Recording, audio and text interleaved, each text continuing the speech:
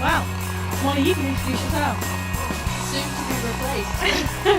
Yes, the 2024 champion. No, here on the other side. Yeah, my name's Molly Smith, and I heard me on the live stream for the British Bouldering Championships a couple weeks ago. But yeah, today joining Zoe Woods, international national route tender, which is what's there. And we're here for the semi-final round at the British Semifinal Championships. So We are, and it's you know what, it's nice to be on the other side of us things. both, I guess. Yeah, we are. We're not used to being in this position. It feels like a luxury, you know? Like, I'm no longer responsible for what's on the wall. You just get to sit back and watch. Yeah, exactly. And enjoy the show, and it's definitely going to be a good show today. We've got a lot happening. We've got the semi-final and final round. The senior, male, female, and under 17. So as you can see, based on the group, there are 4 routes on the wall for today's semi-final, 1 for each category. And the finalists are currently doing their observation right now. So what's observation? So it's where they all come out and do a funny little dance on mats before they perform. This dance is really important to, you know, stimulating their movement here. They're looking at the routes, they're trying to figure out what the sequence is, they're trying to figure out where to pick from. Picking is a really important part of these competition routes. I don't know if you can quite see on the screen, but we have at least 1 blue X on the wall, so that means you have to stay from that pole or anywhere below. You can't go above that. They will be having a chat with each other, sharing sequences. It's pretty crowded down there. I know we've got a lot of athletes today. We have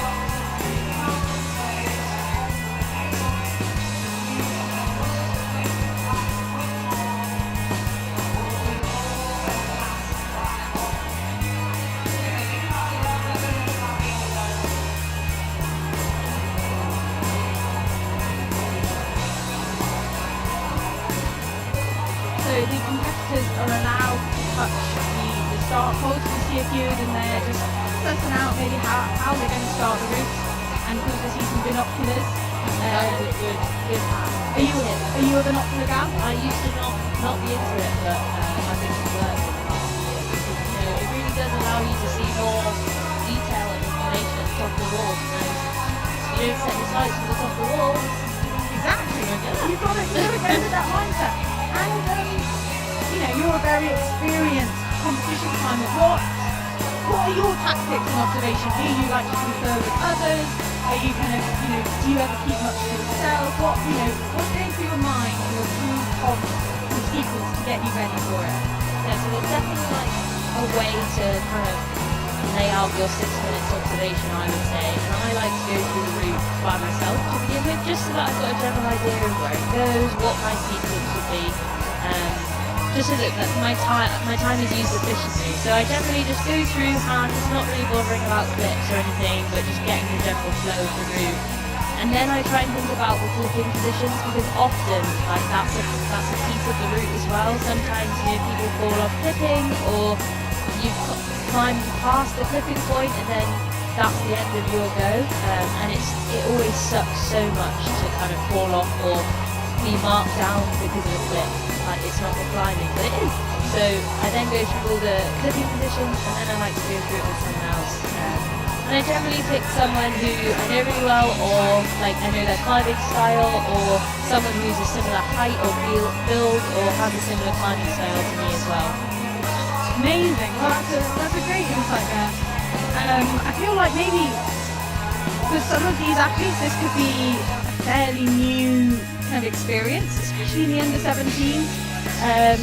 It's one of the great things about having that kind of national comp that is also a selection. You're bringing through maybe people that haven't had much experience at league comps.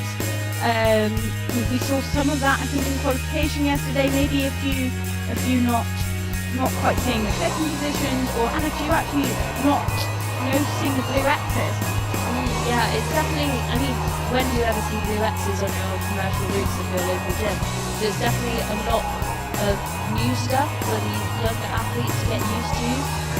They'll never have seen these blue X's before, so There's rules at these competitions and things that you only see at events like this, so it's a lot to get used to, and it's really cool to see all of these new athletes coming through. The other thing that is new to every single one of these athletes, which is pretty cool, is this is their first ever competition at this hall. True. I know, the big depot in Manchester here has only opened 2 months ago, Yeah. so it's like a brand new wall. It looks incredible. It's really nice to have a national championship in the middle of the country.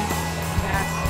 No, like crazy drive home from Scotland at the end of the day. Yeah, as incredible as that wall is, and I do really love the wall up in Edinburgh. Hopefully, I think we're seeing a slightly bigger start list, which is cool.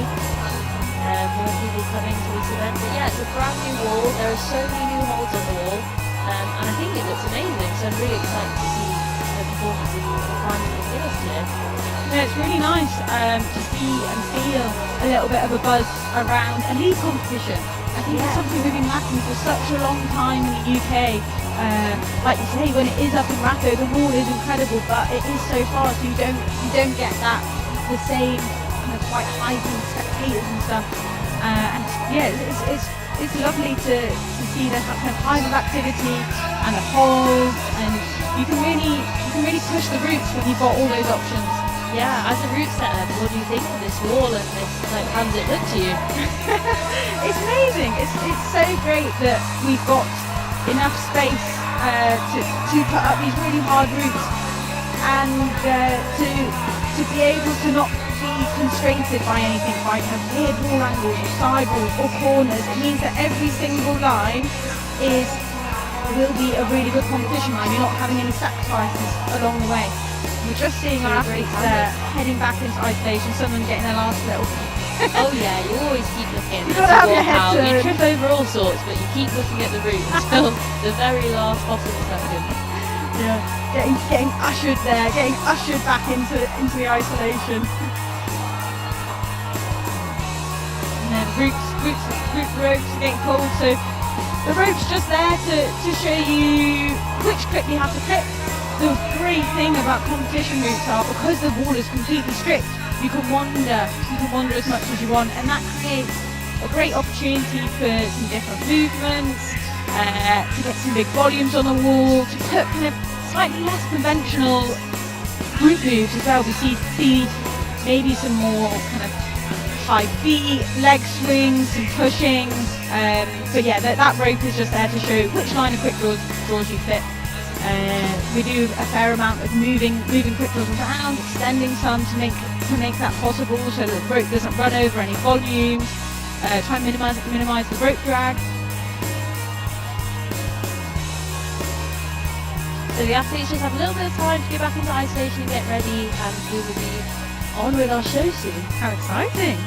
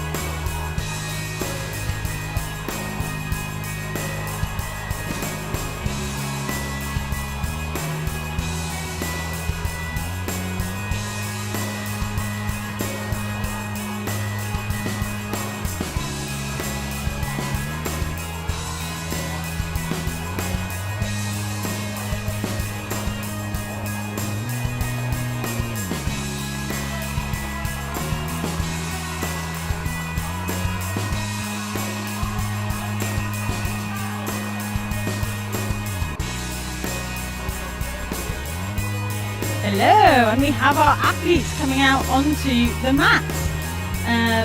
They are our first athletes in the semi-final of the BLCC's 2025. So as you can see, we have all 4 athletes from each of our categories out climbing at the same time.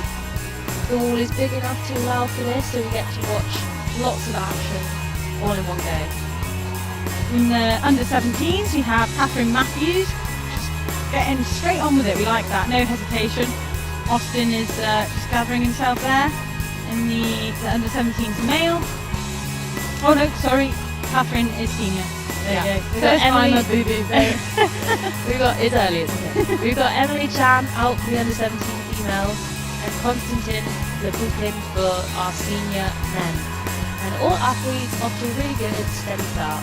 Yeah, it's a relief when you kind of, well, I guess it's nice almost for me. Normally I know what's going to happen with the moves, and it's quite nice to see that they haven't been mean with their start moves. No, I did see a little run on start yesterday for one of the men's qualification routes, and you know, everyone can always do it fine. It gives you that little, makes you nervous, and I guess that's the point of it, just to put us on edge a little bit. Yeah, exactly. You don't want anyone to fall off, but you're gonna have to make them think a little bit. And you can't quite see it in the screens, but we've got in the wall, all our athletes are actually at basically the same point, which is pretty cool. Yeah, and Austin Hammond, our under-17 male, has just reached the blue cross section and done a nice little dyno, and that's why that blue cross is there, right? Yeah, so that, you know, a move like that, which maybe could spit you off, they want to make sure that you've got that clip in, just to avoid any possibility of hitting the floor. And Catherine has just slipped off there. I think it definitely ramps up once it gets to the steeper section of wall. And we've got Emily there, sorry, a little bit of a second boo-boo. It's still early, Molly, don't worry, we'll settle into this. Constantine is he always makes an appearance at BLCCs. I admire I've seen him here now, every year I've done it. And he's one of those climbers that just, he looks like he's about to fall off and then he just stays on. And that happens. A really good job. Move after move, and it's incredible to watch. Little bit of a shake going on here. He's entering the slopey holds now after a bit of the tricky section.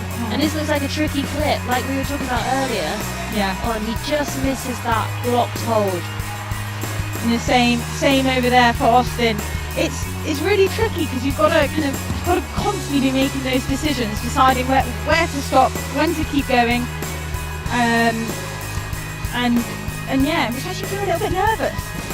Yeah, first climbers out of the day. Like, it is hard to open the show here. You know, they've only just made it into the semi-final. Maybe they're a bit nervous, but also nothing to lose. Yeah, no places to gain. I mean, to even have made it into the semi-final, I hope they are all super proud. I mean, yeah, good it's on such them. an achievement. Yeah, for sure. See there, putting in a great first high point. Yeah, amazing effort from all of our first athletes. They've done a very good job of being out at the same time. Yeah, and falling off is nice and sync. Well done, team.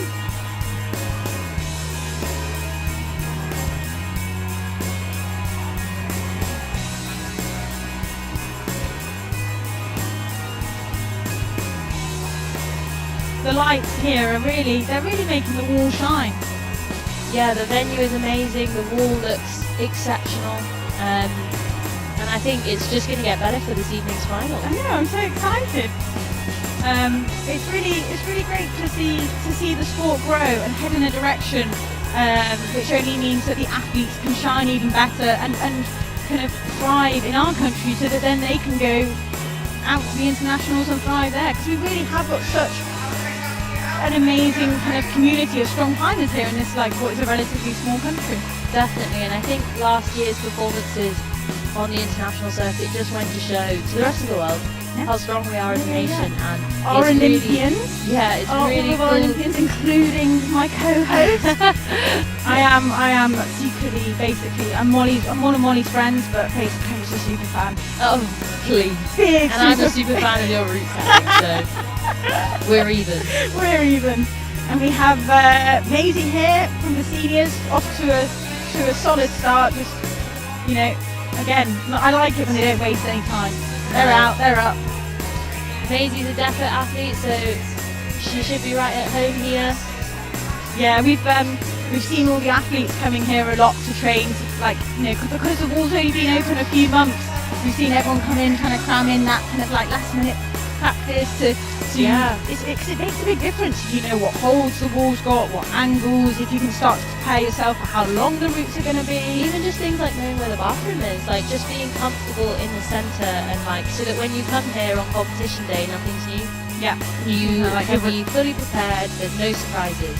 yeah, work as much out before as possible. Exactly. But Maisie's looking really good. Getting into the steep section now.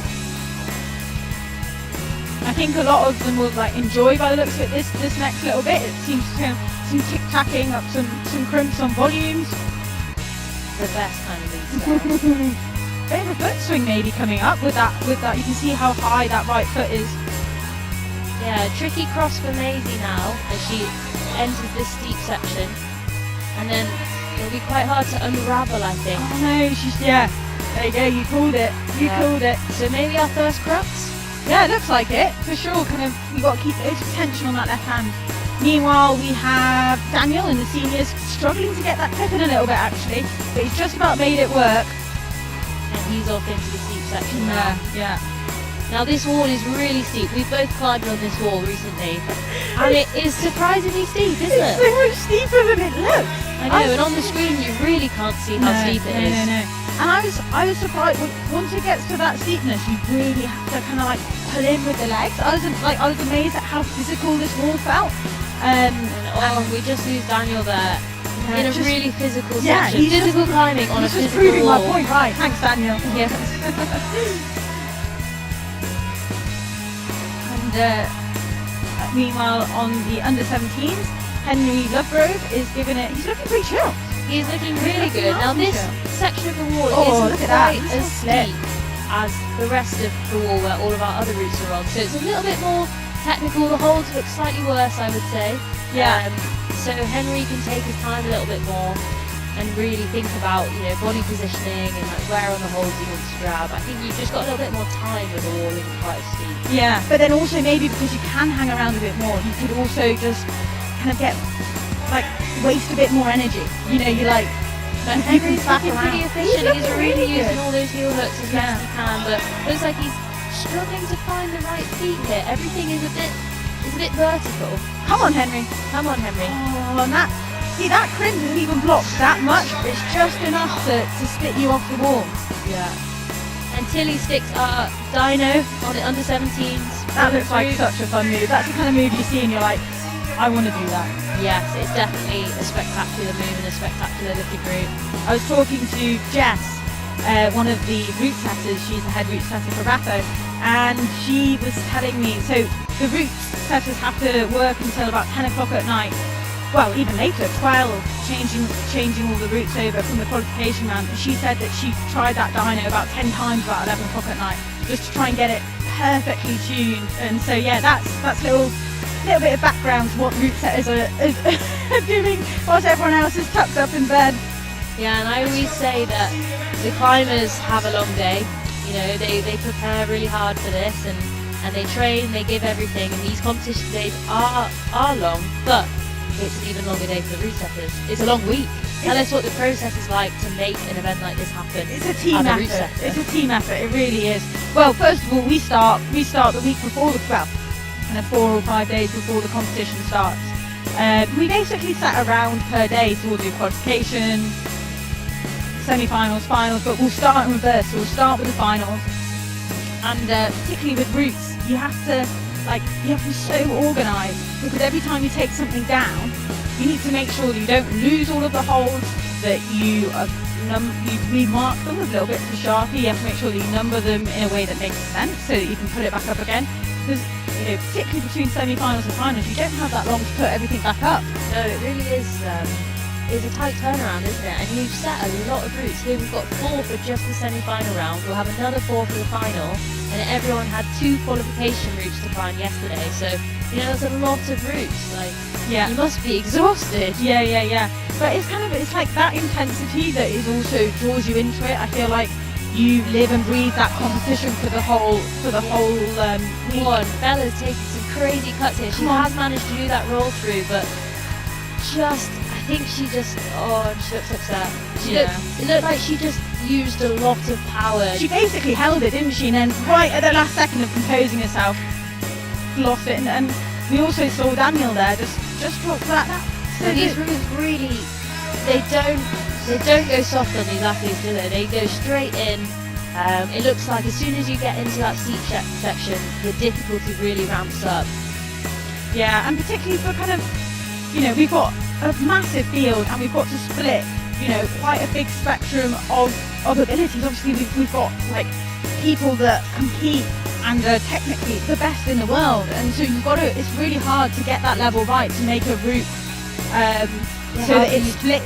How do you do that? How do you navigate that challenge as a route setter? You've got Olympic champion Toby Roberts here, and you've got people who've entered their first ever national championships. How do you do that? It's a really hard, because the last thing you want is for the best people to top things, and then for the people of the lower abilities to not get off the floor. So you've really got to try and work out where that kind of the lowest bar is, and then work from there and just keep making the routes as progressive as possible so that each move builds and builds and builds.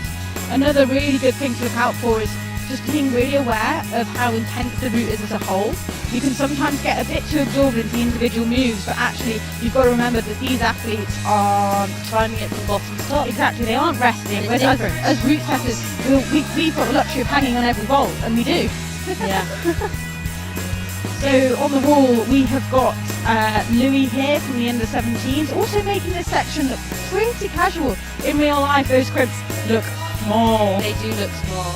Louis, and he sticks that move that we just lost our previous athlete on, and he's looking really good. I remember seeing him at the British Bouldering Championships a couple of weeks ago, so he was in the final there, I believe.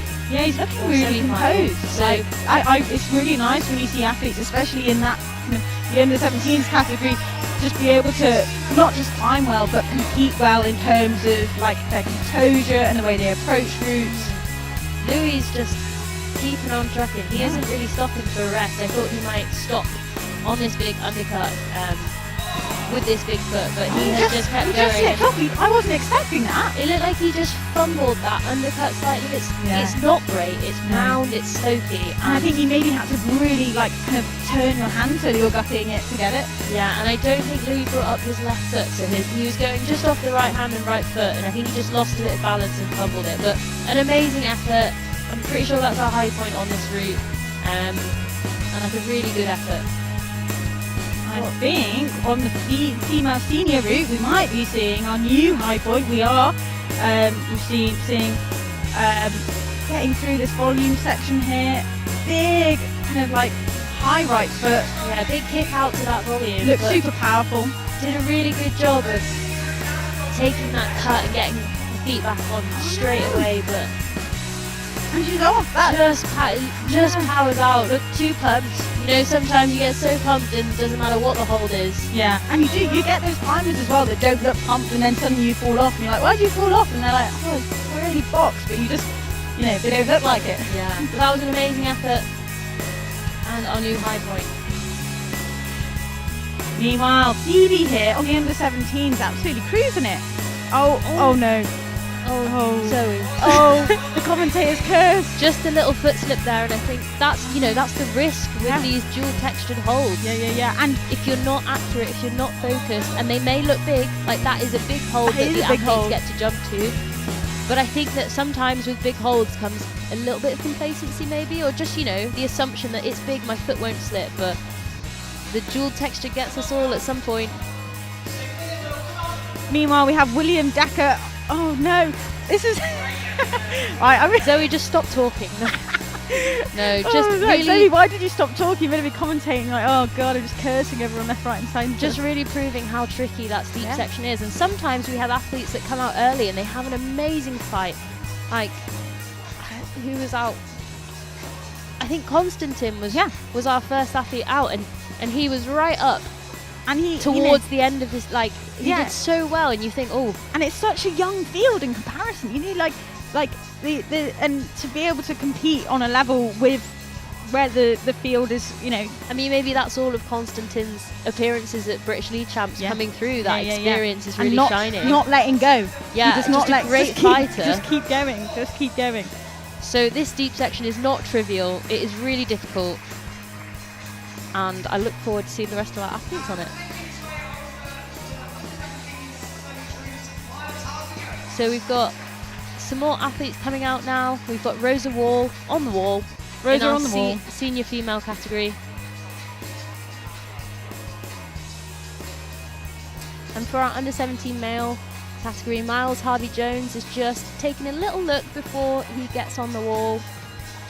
What do you do when you're out there, you know, in the competition? Are you get out and get straight on, or do you take a little minute to compose yourself? So I guess it'll be different for different people. So for athletes like Miles and Rosa, it's not been that long since they last viewed the route. Observation was only half an hour ago, and they've not been in isolation for that long. So it should still be fresh in their mind. So they probably don't need too long to remind themselves of what the route looks like, where it goes. But I would always come out. You've got 45 seconds of time before you have to get on the wall. I bet that actually goes quite quickly. It goes really quickly, and there's a lot of times where I've been watching my teammates out of comps and I'm like, get on the wall. It's been they're just taking their sweet time, and I'm like, you don't have this much time. But come on. Yeah. And what happens? So what happens if you go over that 45 seconds? Will you get a warning, or yes, or I think it's a yellow card or a warning. Okay. It's definitely like a punishable offence. Yeah. And because just otherwise for you people just that spend don't know 5 what minutes. the yellow card means, could you just explain what that is? So a yellow card is, I guess, whenever you break the rules, but not a severe rule, you get a yellow card, kind of like in any other sport. Yeah. And you not something you want, really. And when you get 2 yellow cards, I think that becomes a red card. But we got one earlier, actually. We did. We got one earlier from Maisie in the senior female category, and it can be for something as what you'd think to be as trivial as not wearing a bib. Indeed. But it's all great practice for these athletes. You know, for some of them, this might be their first ever competition, lead competition with these rules. And Rosa's having Rosa's having a really good fight, and she's just getting all twisted up in those volumes. But we just lose her. That's our new high point on the senior women's route. I think this could be one where we just, as we get through that list, we've got 26 athletes just getting a little bit higher and higher. It seems like it's a very progressive route, and I guess you would assume that as we progress through this semi-final ranking, the athletes would have a better and better time. Oh, and we just lose Miles as well. He looked so strong. It was like he almost pulled himself off the wall. Just a little bit too extended, I think, from that foot. Didn't quite have enough weight in it, and he was going to an undercut, which means all of your weight's in your feet. Boom. Great explanation there.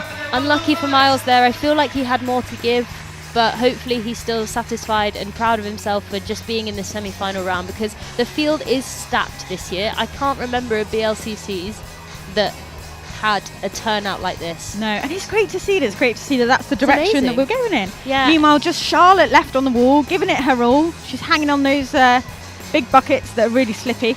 Really slippy. I guess that's a really clever way of incorporating a rest into a route from the route setters, because the holds are big but they're slippy, so you can't really relax, so you're always under tension. And you've just done a jump, and I think it's nice to be able to give the climbers, if they've done a move like that, just a second to compose themselves. Sometimes rests are a little bit more maybe mental than physical. Yeah. When you're setting a route, do you think, right, where can I give this climber a rest point to either reset mentally or get a little bit back before a tricky section? Like, is there a strategy? Yeah, when I you're think setting? maybe like a tiny bit of rest, so like half rests almost, or like a quarter. You never rest, want to give them just too much. Exactly, right? just a little bit, just to keep them chugging on up. And Charlotte here she's getting our high point. She's sticking that. Was an amazing that was a hero move. So Charlotte is approaching this blue X here, and so she must clip it. There we go. She's clocked it. She's just seeing if she can reach it. She can. So Charlotte is a climber from North Wales. She is coached by Emma Twyford. Come on, Charlotte, get that clip in. Just struggling to pull up enough slack for that. She is a lead climber, she's a lead climber and a boulderer, but I think her, she really shines on the lead routes. Oh, and she's just off there. That looks like a tenuous clip. It does. It looks like, you've climbed the entirety of the steep section. You just want to get to that vertical section so you can take a bit of weight out of your arms, but the route setters have given you a clip to clip, so it's quite evil, I'd say. But most of the time, the blue X is for safety. Yes, yeah. And it's also to demonstrate that, you know, if you choose to climb past that, you could not clip that clip anywhere from like beyond that point. Right. And in these competitions, you have to clip all the clips. Yeah. So it's also That is a basically rule. to let the athletes know, like, if you go beyond this point, you can't clip it, which actually is quite useful. Yeah, I guess that is actually a bit of like intel, I guess, you know. It gives you a sure kind of bit of information on the route. So you know that, right, whatever I do, that is the hold I will be clipping off. So you know that for sure. So kind of helpful in a way. Also stressful, I'd imagine. Also stressful, yeah. Yeah, like, there's a lot going on, like, let alone being, like, told that you have to clip there. We've got 4 new athletes on the wall, 3 new athletes on the wall. We've got Sienna Chaplio for the senior women, Max Brown for the under 17 males. We've got Emils Laganovskis Great for the effort. senior men. Great effort there. All making their way up, looking pretty casual. They're just beginning their campaign on this semi-final route.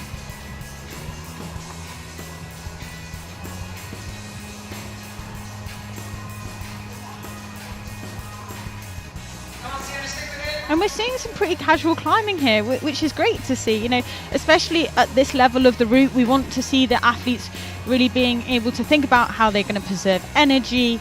Oh no, and I've just jinxed it again. Yeah, Sienna looked like she just was tired, maybe. I mean, yesterday was a big day. These athletes had to climb 2 qualification routes, and you know, you might think it's just 2 routes, but the mental toll of an event like this, Absolutely. it's huge. You're nervous from the night before, because these athletes will, so in the qualification round, athletes have to climb 2 routes, and they usually get demonstration videos. So the route setters will kindly provide them with a demonstration that shows them how to climb these routes. But you know, from the moment that demonstration video comes in, I know I'm stressed, because you know exactly what you're up against. The moment following before day. I have to tie in to do that demonstration video, I'm also stressed. It's just a lot of stress at a weekend like this, and I think people underestimate the fatigue that comes from being under that much pressure and stress for so long. So, you know, these athletes may be used to more, like in terms of volume of climbing. They probably train way more than this, and they can climb more than 2 routes in a day. But to climb 2 routes at your limit and have all of the, you know, you have to be ready at a certain time. You've got all these other people here. You're out of your comfort zone. That is And let extremely alone, like, tiring. it means so much to them. Like, when you're at these events, like, you're just watching people like pour their heart and soul into these climbs, and when they It happens once a year. Yeah, exactly. And when they don't feel like they perform to the best of their abilities, it's pretty sad. But then I guess that's also the motivation to the hard work away from the competitions. Well, it's the best and worst part of these events, you know. The worst part being you've only got one shot once a year, but the best part is, you know, when it works out, you've showed up and you've made the best out of this one moment in time, and that is a really special feeling. Do you have any kind of like tips for the mental side of competitions, or things that have helped you during, you know, during these like environments which you feel like there's a lot of pressure on yourself? Probably, I mean, a lot of internal pressure as well. Definitely, like anything that you've found really helped you? So for me, I know that preparation is key. So the more prepared I feel, the better I'll feel on the day. So it's just about really making the most of all that training time and just showing up to the event as prepared as possible. But then once you get here, there's nothing you can do apart from give it your best. And as long as you've given it your best, then what else could you expect from yourself? Yeah. Let go of all that pressure of once you walk into the environment. And as much as everyone else, you may have lots of people who are invested in your climbing. You may have a coach, your parents, friends, team members. It's your climbing at the end of the day, and they just want the best for you. So all you can do for yourself and for them is to just go out and climb your best and enjoy it. Because also, what an achievement to be competing at a national championships. When I speak to my friends who aren't climbers, they're like, wow, Mol, like, you know, you're trying to qualify for the Olympics, or you're national champion like that. There are so few people just in the world who can relate to that. And so I hope all of these athletes remember what an achievement it is to just be here at this level, and they just enjoy the day. That is so nice. I wish we could record that, bottle it up, and just play it on loud in isolation to them all before they go out, because that is just, you're so right, and it's such a lovely way of looking at it. And especially with, because we have the under-17s category, they just don't quite have that experience and might have not quite found that piece with it yet. You definitely see a lot of stress, at these competitions. I know, and they're just finding their feet in this competitive world, and they just want to do really want to do their best. But it's great to see them like enjoying it and sticking with it and coming to boulder and lead competitions and year after year, and also just being around the senior athletes as well. It must be really inspiring for them to be able to climb alongside the likes of Toby and Hamish and Max. Yeah, no, it's an amazing kind of community we have here, and we've just seen Ruth also get spat off by that section with the crimps on the volumes, and I think looking at it from here, I don't think we can quite understand how small they are in a steep section of wall. And as we see more and more athletes come out and struggle on that bit, I think it's just it's hard to continue the flow through it almost, it's looking to me. Definitely. Meanwhile, we've got Maya on the under-17 female route. She's got that last blue cross clip in, and I think we're about to see our first athlete onto the head wall. She's looking good as well. She really didn't look too good. stressed by that clip. Oh no, now I've jinxed it. No, she's come been on, climbing Maya. really efficiently, and she's been super confident in her movement, but just unlucky in that, I hope she's spat off proud by of that big because move. I think she climbed really decisively and powered on through. Meanwhile, it's all happening now. Yeah, it's all happening now. We're seeing Kit make his way close to the head wall on the under-17s, and he's got a really subtle little knee bar in, which has just been enough to help him get that clip in. And let's see if he can do this really tricky He's in fight mode. But I think we could see him go for. Come on, that's really interesting. He's brought his hands down onto the better undercut to do that move up to the next undercut, and that's really interesting and smart climbing from Kit. Sometimes the way that the route setters have intended the route to be climbed is not the best way for the specific athlete. Yeah, for sure. And so I guess it's about making those decisions for what's going to suit your body type the best. And I'm really impressed that Kit managed to do that on the fly, on the wall, because he looked pumped, and when you're pumped, your decision making is definitely impaired, and it's really hard to still think clearly when you're under pressure from your body, your forearms want to let go when you're starting to panic. But that was really impressive from Kit to not just reach, because I think that's the urge when you're struggling, is to just throw your hands up or jump to the next hole. But instead he took his time, he brought his hands back down, and he moved his feet. And I always say to people, when you're pumped, think about your feet, move your feet. We should be writing down all these tips here. We're getting all these nuggets. You're throwing off some great tips for the competitors there. We just saw Cameron as well. He had a great fight. Yeah, he did. I've seen him here practicing his lead. He's and he's often at all of the competitions. I think that middle section is proving to be a bit of a stopper for a lot of the athletes. I wonder if the route setters are worried a little bit, but I also think we've got a lot more to go, especially in the adults. It's a bit of a bigger field for the semi-finals. For the adults, we have 26 versus 16 in the under-17s. Definitely. So there's still lots more climbing to come, and I'm really confident we'll be seeing some athletes at the top of the wall later today. Well, with the calibre of athletes that we have to come, I would be surprised if they weren't. There were quite a few tops yesterday, so the athletes are used to getting to the top of the wall, and the route setters definitely use that information, don't they? Absolutely. They'll be, really analysing how the athletes did in qualification and have tweaked all of these routes to really kind of fine-tune that level.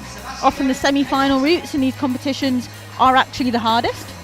Oh, really? Yeah, the way that kind of qualification, because you have two routes and you've got a big field, it doesn't necessarily... And you're setting for a larger spectrum of people, right? It doesn't necessarily need to be as hard, but then semi-finals is obviously, it's like the first route of the day, and you've got to cut down quite a lot of people, whereas the final, that's then your second route, and you've got a little bit more of a kind of space to split people, because there's a far less than the 26. So on the wall we have got Ruth in the senior females. She's about to enter the volume of doom section. Hopefully she will make some light work of it. And she's not got that clip, which most other athletes have already clipped by this point. So we'll see if that was better beta, or She's being quite decisive about it, which I like, and then got a heel to make that clip. You know what? I think that was a good move for her. Yeah. It's paid off. She's making it work. Let's hope it pays off. And over on the senior male, we have Joseph, who is also entering into our Volume of Doom section, where we've seen quite a few people get spat off this next little section with the undercuts and the rollover. Oh no! And yeah, it's just super physical. You go like you've got these two tiny crimps and you've not got much to stand on, and you're going into an undercut. Yeah, there's basically like super physical. There's basically no feet in that section. You've got to really like drive your toe into the underside of the hold. Meanwhile, we've got Kirsty in our under 17 women's category just eyeing up this jump. She's got the clip in, and now she's just taking a moment before she commits herself to that jump. I really think that this is kind of one of those moves where like actually it isn't that physically hard, and all of these athletes will be more than capable of doing it, but there's just something about jumping on a rope which just feels spooky. I mean, there's a little bit more logistics to it, isn't it? You've got to like avoid the rope, especially when you've had to clip above. You've got to try not to catch the rope with your arm. But Kirsty made it look super easy, and now we'll see if she'll take a bit of time to reset before entering this tricky volume section. And Sebastian just making his way into that undercut. Looking pretty good here. Yeah. He's also getting that little knee scum in, which I think will help to get that clip in. It looks like that pink bar is really bad. None of the athletes look particularly happy on it. No. But it does take quite a bit of confidence to skip out a hold on a route, and Sebastian didn't have the clip there, but he just went for the hold. I think he knew that maybe he didn't quite have enough juice left to get that clip in from the position. And it's more worthwhile to have a plus or a higher score than it is to have the clipping, because clips don't, even though we were saying earlier clips can make or break, they don't actually count for anything. No, so the way that scoring works for these routes is that each hold is worth a point, and we have route maps which are actually online. So if you are interested in seeing kind of what point each hold is worth, you can head to the bmcresults.co.uk, and all of the topos for the routes are on there, so you can have a little look to see what the scores the athletes are getting. They're scored in sequence, so there is the potential for, if an athlete skips out a hold, they could get a higher score. You could like leapfrog scores. Yeah. But at the same time, you can also kind of be penalised a little bit for that, right? Exactly. If you go up and get to a higher hold, but you actually couldn't do anything from it, and the route setters are like, no, you couldn't have got any higher than that with that hold, then you go back down to the last scoring hold. So there's a lot of tactics involved as well. Yeah, and it must be so hard to like be able to make those decisions when you're under that much stress and pressure. And also there's also that time pressure. The athletes only have 6 minutes to make their way up to the top of the wall, so maybe if it's a route where there's quite a few rests, that suddenly becomes a lot harder. Definitely. I think that's where you see who's experienced in competitive climbing and who isn't, you know, whether they're able to make these decisions, whether they're able to stay calm under pressure, and their pacing as well. But we've got 3 new athletes on the wall. We've got Hannah Hunt for our senior women's route. We've got Tom Jenkinson on our senior males route, and we've got Martha Frost-Mullen on our under 17 female route. We have Toma just getting ready there, so we've got about to have 2 Catalyst athletes on the wall. These climbers are from London, and we often see some strong climbers come out of that squad. Hannah getting a bit extended with that toe hook, but controls that cut really nicely. She was super quick to get her feet back on the wall, which will definitely be helpful for this next section. She's climbing really decisively, and we're about to see a new high point. Great flexibility from her as well. Yeah, and she's just cruising through these volumes. Yeah. It's really nice when you see lots of athletes struggle, and then suddenly you see that kind of glass ceiling being broken through, and you just really get to see the caliber of athletes kind of increase throughout this semi-final. Big slap up to that macro from Hannah there, and that hold, it looks big, but it's not particularly good. Ooh. And she had quite a lot, there's quite a big move off of that macro. Yeah, and it looks like as well, you know, she had her rope behind the leg a little bit. That looked pretty stressful, and working out, you know, just quite whether to match and then go, or whether it can be quite distracting, can't it? Yeah. And especially when the routes become quite 3D, because we're able to use the whole wall is stripped, you can put so much kind of bigger volumes and macros and stuff on it. And you just don't get that in day-to-day setting. Definitely. And so like you probably aren't quite as well practiced at dealing with that. Oh no, suddenly the rope is going in a weird direction and working out where it's going to go when you fall. And that's where experience really counts, and it is helpful to do, to have done lots of competitions before. You have more practice on climbing on these routes, and they are so different to your commercial routes. So it really is helpful to have, been there, to be used to ropes being, because your routes in a commercial gym are straight up as well, and these wander a little bit, so the rope's different, the quick draws are different, but these athletes do a really good job. You actually go further away from quick draws as well, you know, even that mental effect of being like, oh, suddenly I'm actually quite far to the side and a lot further, even though it's completely safe, you're just simply not used to that. And there's so many of these factors that unless you compete, it's really hard to get used to them, with the lack of kind of maybe like training facilities which are set up purely for competition climbers. And that's something that I think, especially in the UK, a lot of our athletes have struggled with, because just the routes are so different in competitions versus in the commercial walls. For sure. Toma is now entering our kind of main crux section. He's into that big white undercut. Let's see if he opts to use that pink bar or if he skips it. He's quite a powerful climber, and you can really see that he's making good moves up the wall. He's keeping that tension on. And he's deciding to keep going. I think he's going to need to clip very soon, otherwise there we go. Oh no. And a bit of a flip upside down, but he did hit the wall with his foot. That was some good. His foot was above his head, but no, and that'll be interesting to see whether Toma is rewarded, what score he's rewarded, because he did climb quite a way past the clip, and I feel like from that next purple hold you wouldn't be able to reach the clip.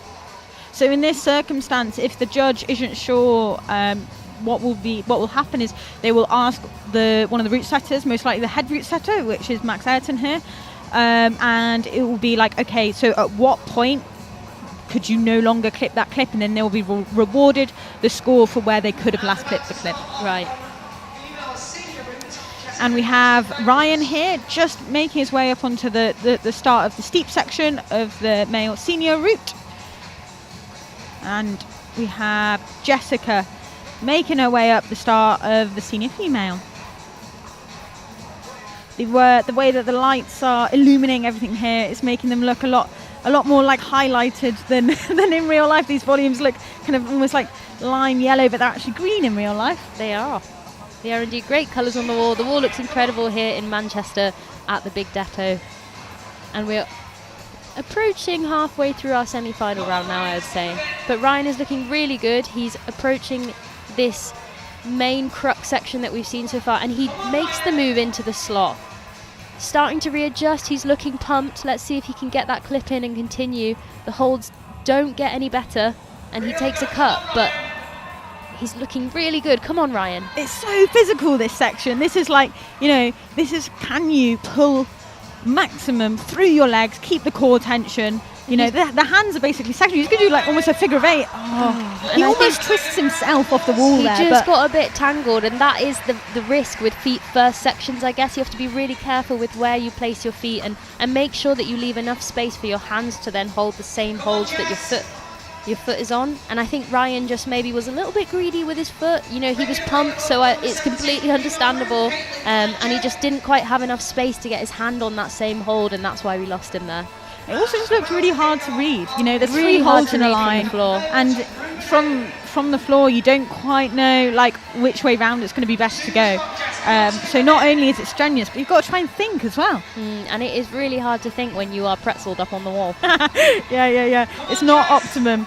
And over on the under-17s female, we're seeing Caitlin really maximising her tallness there. She is one of the taller competitors in this category, isn't she? She competed for the bouldering championships as well, and I was on the setting team for that, and sometimes I'd look over and she's just like reaching between holds that for everyone else was.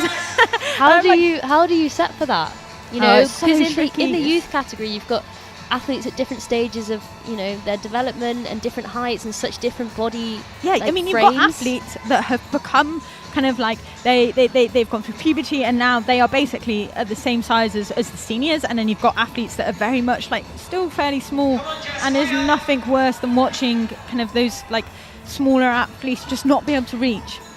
And we just lost Jess there. She looked like she had slightly more in the tank than our previous athlete with the high point. But yeah, just getting a little bit tangled up, trying to figure out where to put her feet. It looks like that section is really tricky because, you know, you've gone from all of these tiny screw-ons on volumes to this big macro, and you've got a long way to go, but the feet are a bit hidden. Yeah, and that's definitely something that is a bit of a theme on lead routes. You see them go through sections where they have specific styles, and then when they mix up styles, it can really throw athletes off. You see them kind of get comfortable with maybe the crimps on the volumes, and then suddenly when it's switched up and you've got to turn on that explosive power and the handholds go to slightly more open-handed, even just the fact that it's like switched up can be enough to throw your head off, and you've been climbing in one way, and if you don't adapt how you're climbing, it spits you off. Yeah, definitely. And we have Ruben here, the only climber currently on the wall in the under-17s male. He's just entering into this section that, is kind of like our high point so far. And this next clip is a tricky one, and we've seen none of the athletes that have gone past this undercut have actually like clipped it from further. So I think it's going to be important for, you know, the athletes to get that clip in from this white undercut. Yeah, the route setters have given the athletes like a big handhold and foothold here, probably with the intention of them clipping off of it. But we'll see how Ruben tackles this section. Oh, and he's off there. He's like, again, moving to that undercut, and I think it might be a mixture of like, it's obviously incredibly powerful, but also that slight hesitation with having not had that clip in and being like, oh, you know, I should like try and maybe not go too far, and then yeah. So it's like a mixture of physically hard and the mental toll of it being a tricky clip. The clips in these routes are, you know, they are as difficult as individual moves. Part of the climb. Yeah. You're part really of the difficulty. You're really like testing these athletes in as much kind of different aspects as possible, and that includes the clipping, the decision making, slight fear.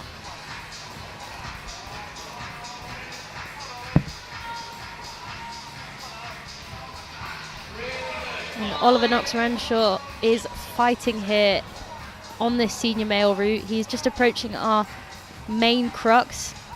Let's see if he's got enough in the tank to get through it.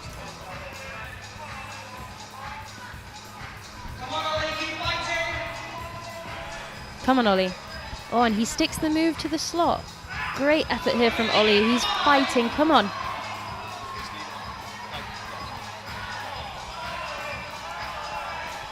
Leaves enough room for his hand to come where his foot is, and just shows how much raw power he has.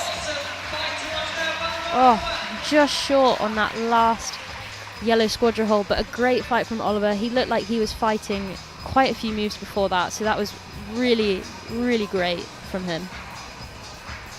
Meanwhile, we have Livy kind of, entering this volume section and looking pretty casual, which is great to see because we know how hard it is with the amount of climbers that have struggled with it. Yeah, definitely looking the most relaxed so far, although just struggling with this clip now.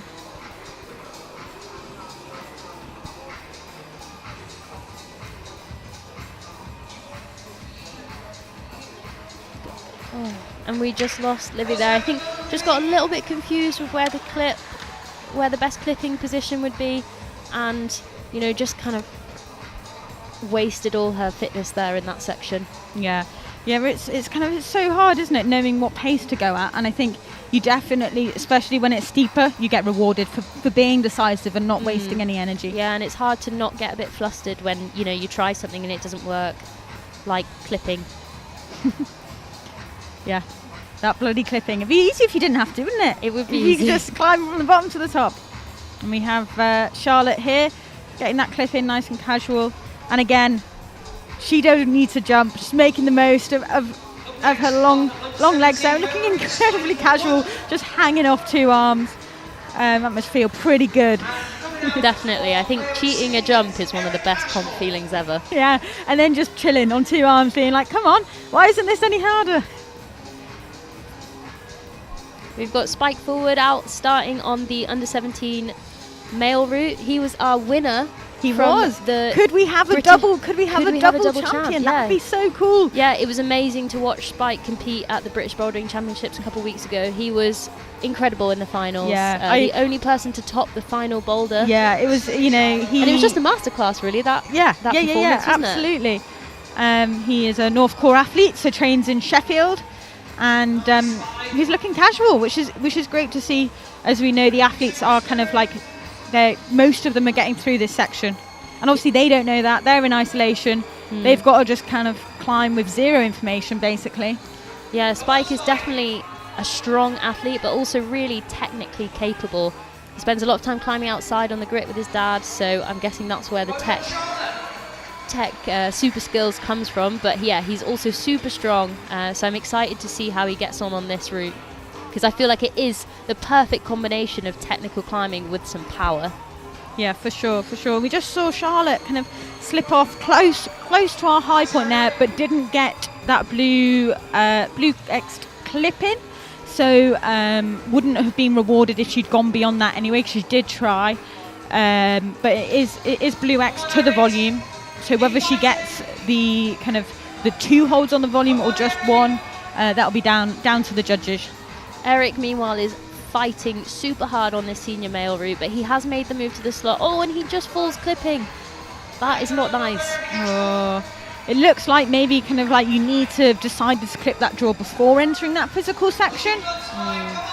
And we see Spike here. He's made the clip. He's latched onto the undercut. He's going, oh no. And I thought we were going to see him onto the head. I know, but it did look like Spike was having to fight a little bit harder than he wanted to a couple clips before that. So I think it was a great effort from him to keep it together and make it up to that high point area. I think that might be our new high point, unless we've rewarded for going beyond that clip. But yeah, that'll be one to keep an eye out for the scores on that one. So you can see the results. There is a little bit of delay in them getting put up, but once they are up, they will be on YCS results. And you can also find the link on the BMC website. We have Connie Rowlands just getting going here on the senior female route. And Brooke getting going on the under-17s.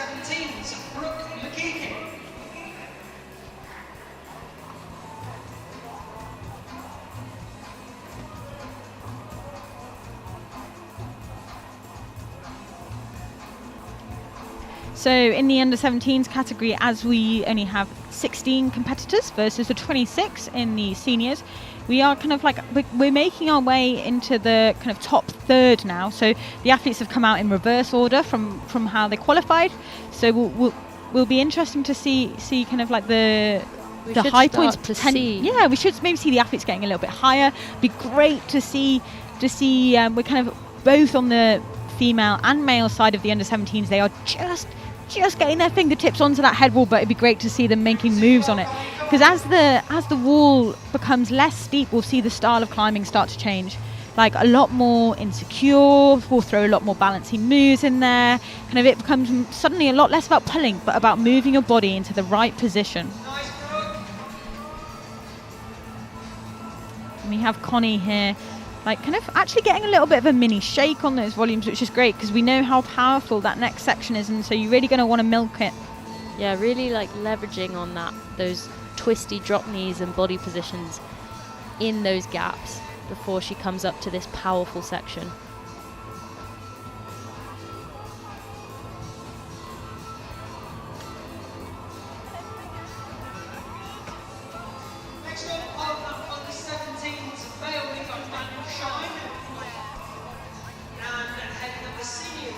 Connie just trying to figure out where to put her feet, and we lose another athlete at this tricky kind of change in style on this senior women's route. You go from tic-tac and kind of fitting in a groove to this really big, powerful move off of this blocks macro. So hopefully at some point we'll see someone figure out and unlock that foot sequence, because I think that is what's holding our athletes back, just not quite finding the right foot positioning. But there's still many more athletes to go, and I'm confident we'll see some of our female athletes up on that head wall later on today.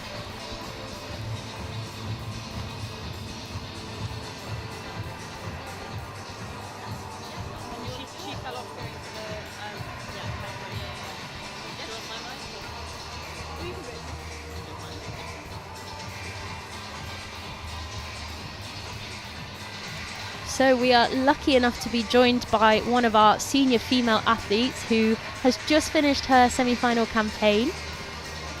Hiya. Hello, with me in the booth we've got Jessica Claxton-Daniels. So Jess, how was it? It was really good. I really enjoyed the route. I'm like quite a fan of crimps and stuff, so it's like very my style. I very much enjoyed the route.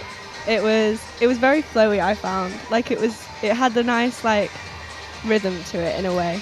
Amazing. And how has it been competing here this weekend at this new centre? It's been great. Like the centre's amazing. I live like kind of nearby, so I've been coming every now and then. So you're local. Yeah, but it's like it's amazing to see like what the route setters have done with like the space and everything. Like just looking at it, it looks like so cool. Yeah, the wall does look fantastic today. I think we are in for an absolute treat.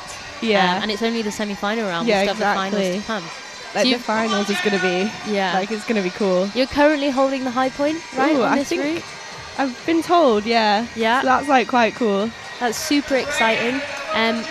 What was it about that final section that spat you off in the end? Yeah, it was. I kind of read it as like getting a heel on the last green volume, but when I got there, I was like, oh, that's not actually the best for a heel. Yeah, really tricky to read that section from the floor, I think, and Yeah. that's often something that's hard as a competitor. You do your best to get as much information from the floor during observation, Yeah. and then you get on the route and it's like, oh, that's not quite as I expected it to be. Yeah, like I imagine, like looking back on it now, I think it's like a left foot on the green hold out to the right. Right. To like be able to push yourself across, or just being like super strong and just like powering through up to that left hand. Yeah, you're not the only person to have struggled with this. We've not seen Yeah. many people make it through that green volume section, but those who have really struggled to know where to put their feet for that section. It It's looks like been- you've gone from technical kind of, drop knees and groove climbing into this massive, Like, powerful move. Yeah.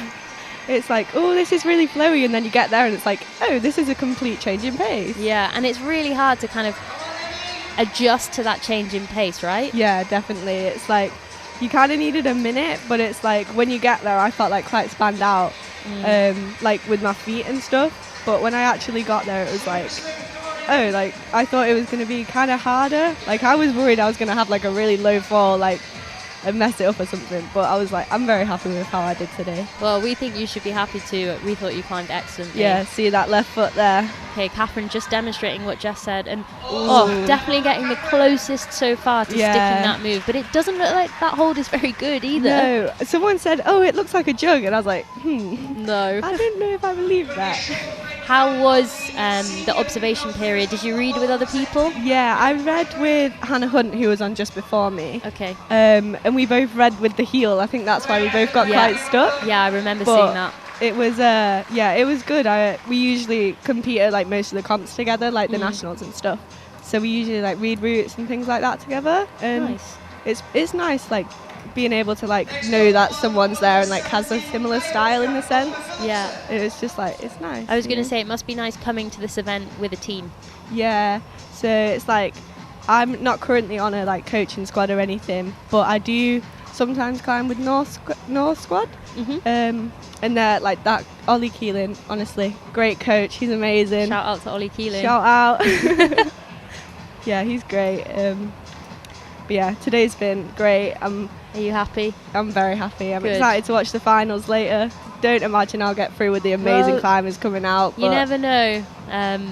But it's been an absolute treat to watch, and we've been saying like everyone here should just be Yeah. so proud of themselves for just 100%. being in the semi-final round. It's such Yeah. an achievement already. Oh yeah, 100%. It's like, it's one of those things where it's like this is like BLCCs. This is like one of the This is biggest the pinnacle like of yeah, British, exactly. This is, competition climbing. like, biggest So British comp for lead, and like if you like even just competing, it was like the routes yesterday, like they were pretty hard. So it's like everyone should just give themselves a pat on the back, you know. definitely, like- we love that. Yeah, we love 100%. that. Say it louder. So what does the rest of the year look like for you, Jess? More competitions? I'm thinking like definitely more of like the plywood quiff type things, because like I've not yet done quiff. I've always had Okay. one thing or another, like, but yeah, I'm very excited for my first year at quiff. I didn't make the boulder team, Okay. so I'm hoping to maybe get some lead comps, Amazing. and with how things are looking, I think it might be a hopeful. Oh, well, I've got my fingers crossed for you. Thank you. And we'll be watching out, and all the best for this year, Jess. Thank you for joining us. See you later. Bye. And back to the climbing that's happening on the wall. We just lost Oliver Phillipson, but we do have one more athlete coming out on the wall. I think we've currently got cleaning happening, but Seren Wednesday Wills is starting for our under-17 women's route. Thank you very much to Jess for joining us just then. I've got my lovely co-host Zoe back with me in the booth. She was chatting away. That was great. She was chatting away. It was great. Everyone was out of a job there. Like a really nice insight into what it's like for these competitors today. And it's nice to hear that Jess had such a good time. Oh, good. I was about and that to she ask. was proud of herself. Oh, and she go said on, that Jess. everyone here deserves a pat on the back just for being here. So that is what we want to hear. Absolutely. It takes a lot to kind of like, put yourself out there. Like even, just climbing in front of like a crowd with the lights. It can be an intense environment. It's definitely an intimidating space. But all of these athletes have been doing amazingly. And I'm really looking forward to seeing Seren climb on this semi-final route. We've seen her around. She's been doing quite a few competitions. Yeah, she's from the southwest, I believe. So I guess probably trains routes at the Key in Exeter. Some really good route setting there. And she's looking nice and cool, calm and collected. She's looking very cool, calm and collected. Meanwhile, we've just had a route clean happen on our senior men's route from the Anjanu. This happens halfway through our semi-final round. So we've reached the halfway point, and that's just to kind of level the playing field a little bit. Coming out first, you've got brand new holds, they're clean, they're not dirty. Whereas, if you're out 26th, if you're out last, that's quite a lot of traffic that's been on the route. So the route setters do their best to give it a good clean halfway to try and make it fair for everyone. Yeah, it's kind of like quite you haven't got super long to do it, so it can feel pretty stressful when you're on the side of brushing, especially if the higher the athletes get, the higher you have to brush till. And when there's quite a big gap, often you can pull between the quick draws, and when there's quite a big gap, you're like, oh, you've got to actually do some climbing. And there's loads of people watching you. It can be quite stressful. No judgment here, don't worry. We've got Seren making her way up this set. Still looking lovely. Still looking very casual. Just a slight bend in her arm now, but she is most of the way through the steep, so she's been going for a while, but starting to slap a little bit. But come on, Seren. And over on the under-17s males, we have got Louis Corley. Louis trains in Sheffield. I've seen him climbing at Alston Walls quite a bit. And as there's fewer athletes in the under-17s category, they I believe they don't require a brush break. Okay. I could be wrong, but I'm don't pretty think I've sure. seen anyone. Yeah. Seren has got that Blue Cross clip, and she's making moves onto the head wall. Come on, Seren. Nice. I wondered if this heel was... She's looking cash. And she's turned it into a rest. That is such intelligent climbing from Seren, and I think we're about to see a really good fight here. That heel is doing a lot for her. That is really smart climbing. And she's got to keep... Oh, she's just latching onto that little crimp. Come on. Come on, Seren. Into the delicate feet now. So she's got to really stay focused. And she was so close to sticking that slap. She just missed that jib on the volume, but that was an awesome effort from Seren. I hope she's really proud of herself. That was just a really enjoyable watch. Yeah, she climbed so smoothly and in Welsh. Seren means star, so there you go. She's our star so far in the under-17s female category. Well done, Seren. That was an absolute joy to watch and a hard high point to beat, I believe. Meanwhile, we're back onto our senior men's climbing rotation. We've got Tom Healy out, and he's getting into this steep section. Looking pretty casual so far, but there's still a lot more climbing to go in this more physical section. And Louis is just quietly cracking on the under-17s male route. He's now up into the head wall and he's our high basically point. Kind of saying to the others that beat like what was wrong. He's cruising up there. He's able to make good decisions, decide about the clip, get his foot around that rope, and just kind of like, he's looking chill. Sometimes when athletes look pumped, you can see it in their eyes that they're not really thinking. It's more fight or flight. But Louis looks like he's got loads in the head tank. Come on, Louis. He's last draw. Awesome effort from Louis as well. Just really smooth, controlled climbing. And I think Louis is predominantly a lead climber. That's why he's looking so chill. Yeah, he definitely demonstrated like really good pacing, really good decision making and flow. And that's something that, you know, lead climbers do have over the boulder athletes. And I always like kind of watching their faces when you get people that have got the high point come down, because obviously they don't know that they've just reached a new high point. And unless there's like maybe a big crowd to give you that kind of like inclination, it's great to get them down, look at maybe their friends or their family or their coach and be like, have that little like realization, you know, and they can, you know, like a little thumbs up or something. Yeah, exactly. And just be a bit relieved and proud. And they're like, oh, great, you know. Because all the spectators are like, oh, amazing, you just did this much better, but they just have no idea. No, you really have no clue until you get down and someone tells you, or you look at the results board.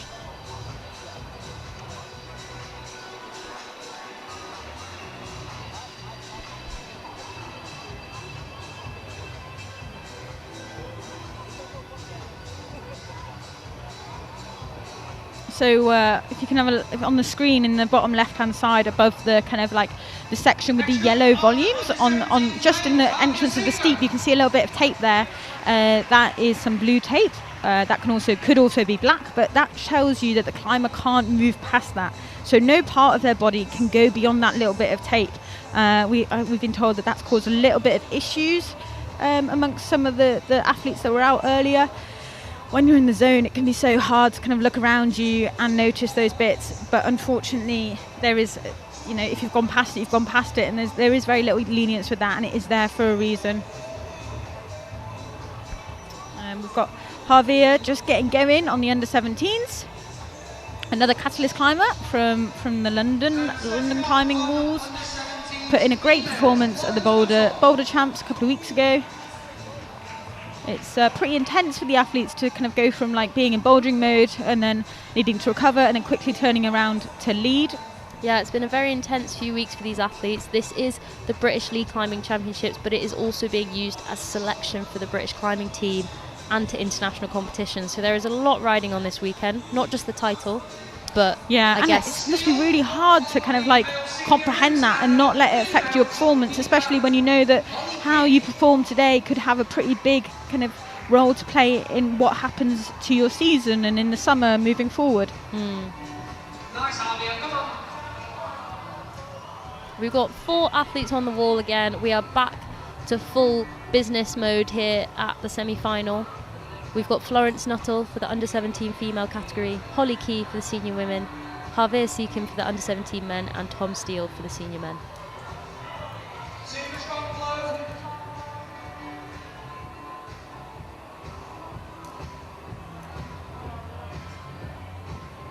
Real nice. Flo sticking that jump, super easy. All of these young athletes are just so comfortable and confident with these dynamic moves now. Yeah, you can really tell kind of like that they've grown up on it. Yeah, and actually sometimes now, like when we set, we might throw in some more, you know, inverted commas, conventional climbing moves. Yeah. And they struggle a bit more. Yeah. Like more kind of like plain crimp pulling or maybe moving around arêtes and stuff. The climbers find hard because they've just been practicing jumping around on macros and stuff, and it's really interesting as a route setter to see how those styles change, and they always will change because you need to keep the athletes on their toes and like really push the sport and really kind of like you want to reward the climber that basically is best at the most skills. The most all-rounded climber. Holly Key is moving through these green volumes super well. She's getting all those clips in really good positions. So I hope that she's going to be able to unlock this next crux section. Come on, Tom, stick with it. Tom is starting to fight here on the senior men's route. Let's see if he can make his way across this awkward traverse section, but he's still got this difficult clip to go before he can get into that. And meanwhile, on the under-17s female, it looks like we might see some more head wall action, which is exciting from Florence. She's looking really kind of like put together, making good decisions, smearing on the wall. The wall here is actually really textured, so it's really smart climbing here to make the most of that. Flo definitely like resorting to her power. I think she's a powerful climber, and she's just maybe not quite finding the feet straight away, but just so strong that she can pull her way up this. But And she's looking at that clip. She knows that she's got, good decision making from Flo there. Yeah. She was just like powering up that head wall, knowing that like actually maybe she realised, okay, I've got to this point of pump and I've got to just keep moving. Javier is kind of throwing all sorts of shapes here on the men's under 17 semi-final route. That's the like latest clip we've seen on that section. Yeah, and it just goes to show that you can clip higher than what we thought. But maybe that came back to bite him slightly. That didn't look like a particularly nice position to clip from, and also just distracts you from the flow of it. It's always a bit of a shame when you fall off after having clipped because you've not really moved anywhere. Yeah, exactly. But you've put in so much effort to get that clip in. Yeah. But that looks like obviously a really tricky section because it's powerful, but there seems to be a lot of different sequences on offer for that section. So really hard for the athletes to know what to do. And when you're pumped and coming to the end of your fight, you just want it to be straightforward, don't you? Yeah, and straightforward is not what these routes are. Definitely not. Like the sequences will all be designed to kind of like push them in some way or throw them off. And basically, in a lot of instances, like if you don't do it the way that it was set, if you don't read it, if you don't hold the right bit, if you don't quite see what's happened, then you will like potentially fall off, or you'll waste so much energy that it will affect you higher up the route. For sure, these routes are not straightforward. You've maybe sat at home thinking I could climb that, but you probably can't. No, I don't think. But don't underestimate the difficulty of these routes. We've all been there, and sat at home thinking, yeah, that doesn't look too hard. But I promise you, these routes are really hard. These athletes have put in so much work over the winter, and they're all looking amazing. I always think that kind of. I'm from the privileged position of like when I'm setting these routes, you get to climb them quite a lot, and you really get to understand how hard those moves are. And then when you get to sit back and watch the athletes crush, it just gives you like a total kind of like another sense of appreciation for just how good they are. Like I remember, so for those of you that don't know, Molly actually won the lead champs in 2024. So I had the privilege of setting for her. And it was just great because I'd been up there, I'd known how hard the route was, and just to get to watch Molly cruise on what was we didn't manage to set a single route that was hard enough to spit you off. So yeah, it's kind of like you just get such a good appreciation for the athletes and how like physically good at climbing they are. It was an amazing set of routes, and I had a great time at British League Champs last year. I'm absolutely gutted to not be there. How do you feel? Be here climbing. Yeah, it's bittersweet. It's obviously amazing to be here and like experience the atmosphere and watch all of these climbers. Like it is just a joy to watch, but of course I wish I was climbing. Yeah, when your heart's in what they're doing, it must be kind of like a slight kind of prang of sadness to not be there, but you'll have plenty to come in this season. I'm excited to see you out there on the international circuit. I'll do my best for another comeback. That's Molly for you. She's queen of the comebacks. Just one after the other. She likes to keep us on our toes. But meanwhile, on the wall, we have got Bella from. She's a precision athlete. She is a precision She athlete. competed in the Boulder Championships. And another finalist and. Yeah. Getting more comfortable on a rope. Started off as a boulder athlete, but is now kind of transitioning into doing both, and she's doing a really good job. And meanwhile, we've got Ember, who could be reaching on new high point. Oh, she just gets spat off by that same move. It is kind of. It looks like as soon as you get there, it's draining. Yeah, Jess was saying it was quite hard to figure out the right position from the floor, and just crazy fall from Finley there. Yeah, just looked a little bit too casual, maybe. Yeah, that is the risk when you think you're locked in with all these heels and toes, and these big macros. They're big, but they're slippy. Yeah, especially those yellow ones up there. There's some Squadra macros, and although they're big, the texture on them actually is pretty it's quite fine, and so they're pretty slippy, especially once they've got some chalk and some boot rubber on there. In the kind of like under 17s category, we are entering into our like last 3 climbers, so hopefully we'll start to see like kind of the best come out now, see if that makes a difference to how high they get. See if Bella can spot this high heel hook. No, she's opted for the knee, but that looks like a good move. She's really climbing interesting. Yeah, she's like using some intelligent climbing there, but just didn't quite have the right body positioning for that match there. And meanwhile, in the under-17s male, we have got Tom. I'm pretty sure he was on the podium at our Boulder Champs a couple of weeks ago. He was indeed. So he'll be looking to kind of match that here. It's super impressive to see these youth athletes be so dominant in both disciplines. Yeah, I mean, it's hard enough being good at one. Right? Especially for lots of our athletes, if they don't live, we don't have that many good lead walls in the UK, really. And then, so if they don't live near one, it's particularly challenging to train lead. I mean, you must know this, you're predominantly a lead athlete, and the challenges of trying to, train that is pretty hard, right?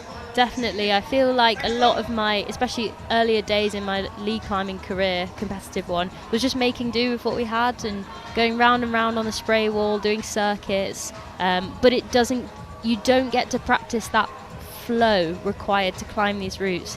But Tom seems to be flowing despite this, and opted to clip really high up, but sunk low enough on his foot that he could clip off of a straight arm.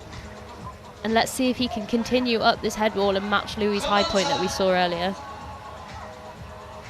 Yeah, you can tell that it's starting to kind of become a bit more strenuous for him, but he's still looking like he's making good decisions, kind of really knowing that he's got a fight here.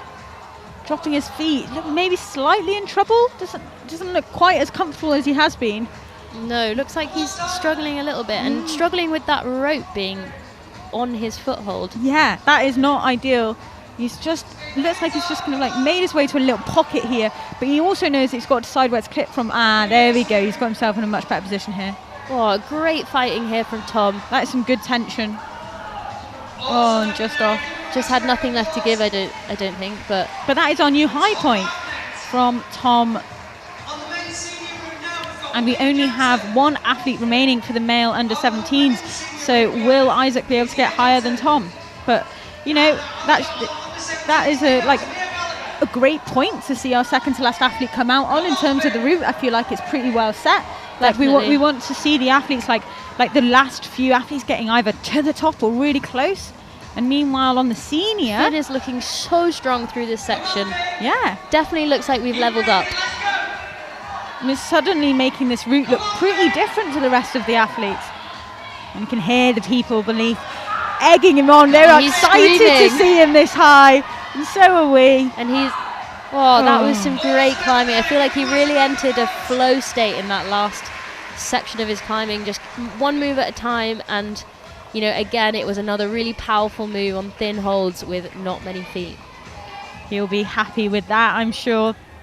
And with not many climbers to go, he won't have to wait that long to figure out whether he's made it through to this evening's final or not. Yeah. I feel like he probably will be, but we do still have probably about just under 10 athletes coming out for the males, and there is a very high caliber coming. Meanwhile, we've got Izzy here. She is person to stick this crux move. Come on. She's quite a powerful climber, so I feel like that move would have suited her. Very powerful, but looks like she's only just managed to get that so clip out of in. her shoulder there. But that was, come on. Let's see if she can get anything back. That hold looks draining. You don't want to hang around there. Come on, get it. But she was fighting there, and she was fighting for a long time. That was a great effort. That's one of the coolest bits about lead climbing, I think, is you just you enter into a pretty different fight to bouldering. And it can go on for what feels like such a long time. Definitely. Yeah, that was an amazing fight from Izzy. I hope she's happy with that. The first person through that crux section on our senior women's semi-final route, but just didn't quite have enough to do that powerful slopey move. Mia is looking super chill on the under-17 semi-final route. She's our penultimate climber out in this category and doesn't need the heel for this move over the head wall, just straight power. Another athlete who I believe was in our bouldering final 2 weeks ago. So clearly very strong, very technically capable, and it does translate into lead. Yeah, for sure. Especially as the style of lead in the last 10 years is, well, even less than that, has become slightly more close match to bouldering with the volumes and the holds. And she's just kind of like popped off there, but I reckon that will put her in a good position to go forward into the final. Yeah, and like as important as this round is, you know, you just want to make it through to the next. You want to be able to climb in the final because that's where it matters, really. That's where it counts. Exactly. Yeah. As long as you've kind of climbed enough to get through, and then you can really like push once you get there. Yeah, leave it all out there. And we have our final climber in the under-17s male, Isaac. And let's see if he can match our high point, which we just saw by Tom.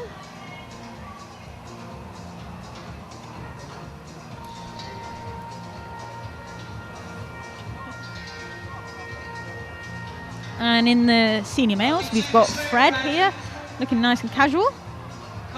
See if he can kind of like make easy work of this feet first section that's coming up. But he's looking cool, and he's looking kind of like ready to give it a good fight. Yeah, he's got that clip in before this tricky move to the blocked crimp, and it looks like he's going to not put his feet first, which was how I read this section of the route.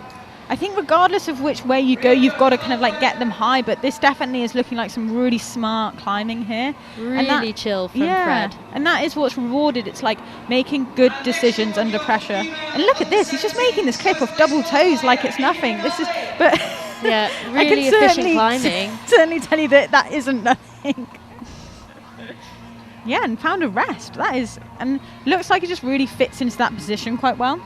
Definitely, and Isaac on the left-hand side of the wall has just done that crux move to the undercut and clipped off of it. So he's got plenty in the tank by the looks of things. Yeah. And over on the senior women's, we've got Jen Wood. Definitely our most experienced athlete in this semi-final route. Oh, Yeah. and Fred is our new high point on the senior men's Come on, Fred. semi. Come on, Fred. Chosen's gone past that clip. I think he's going to need to get it in. He's seen it though. He's going Looks back. like a really awkward clip. That is a small crimp. He is looking suddenly gone pumped, and that's the way that they hit you, these routes. Let's hope he can get something back before he No, enters he's back this to chill. final section. Go on, Fred. Come on, Fred. A deep block. Oh. Come on, Isaac. Fred and Isaac both got high points, and Fred's just popped off there, but he should be incredibly happy with that. Or Isaac is fighting as well. Elbows are up, but he's approaching the penultimate hold on this route. Come on, Isaac. It's great now because he's done enough to get through to the semi-final. He's got the high point, but he should keep. Just Give him a massive He kind of just. Isaac Sutton. Yeah, I maybe guess- he heard me. yeah. He's like, I've done enough. Oh, and Jen Wood showing meanwhile- her power and Come strength. on, Just Jen. absolutely boshing that move out. Yeah. Come on, Jen. Jen has been climbing outside for the last kind of basically year. It looks like And she's absolutely struggling crushing now. it. But will that translate? But She's looking at the clip, she's looking at the next hold, and she's opting to just go for points. come on, Jen. Come on, Jen. Oh, Awesome effort there. great effort. Yeah, I was saying Jen, probably our most experienced athlete here Yeah. today. It's relatively such a young field. I know. I feel old sat here, even though we not old in the slightest at 27. But the talent, the young talent's just so strong at the moment, and they are dominating the senior fields. It's tough. It's tough to compete with kind of like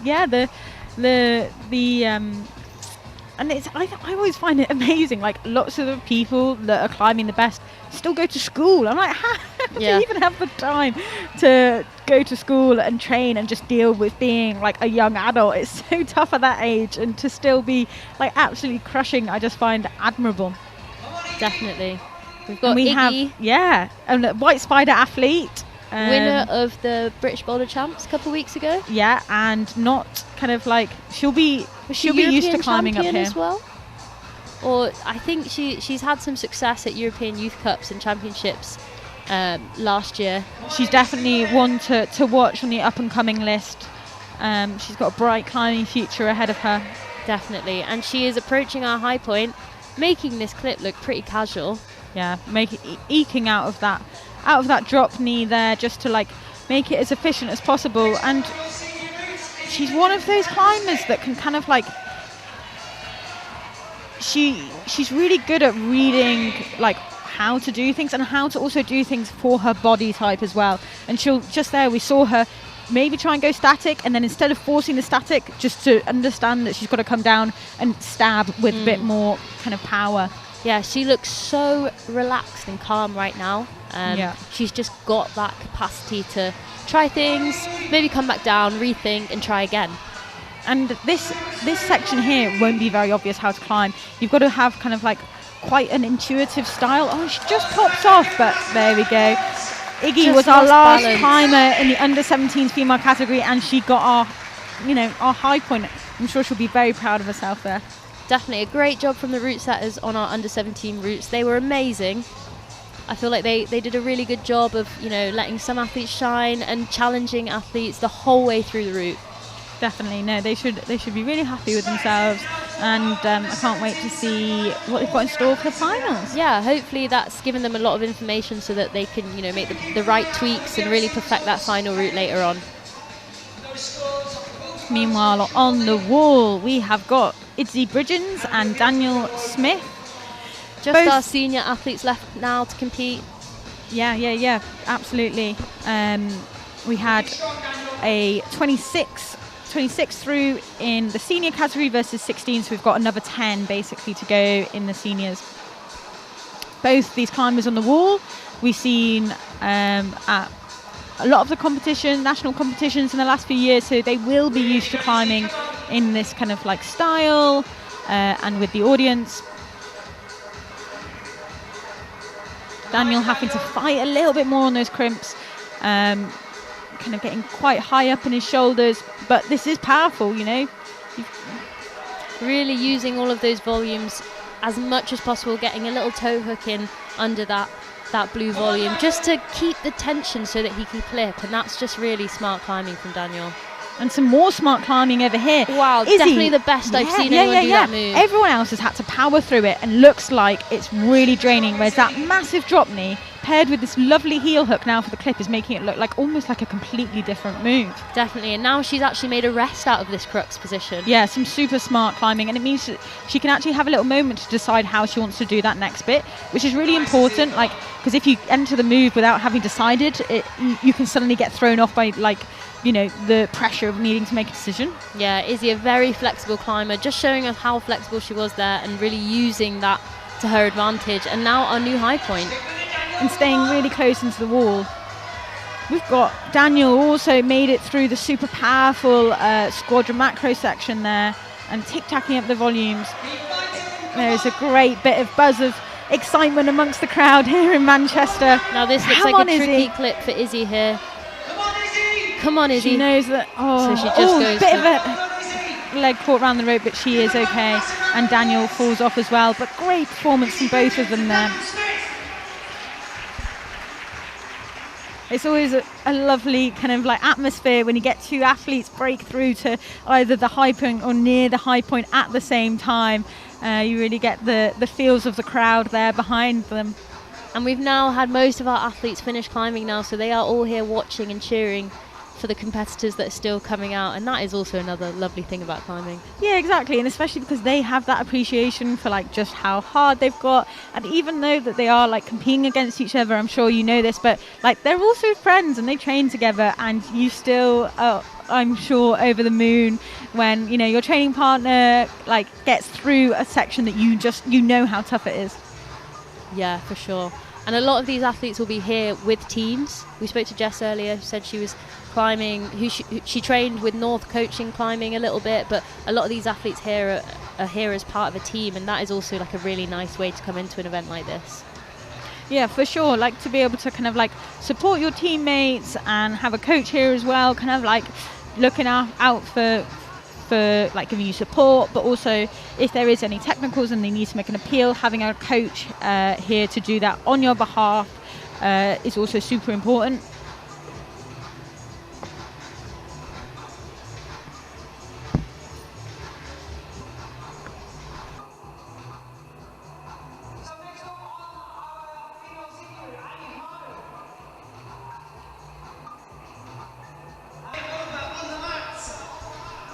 We've got two new athletes now, Sam Butterworth for the men and Anya for the women.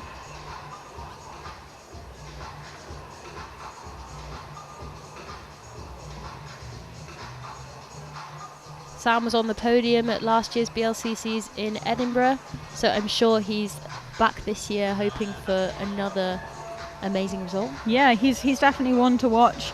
I'm excited to see how he finds fighting through this section, and He's really making the most of his 45 seconds on the mat. yeah, come on, Sam, get on with it. He's also quite far away from the wall. Come on.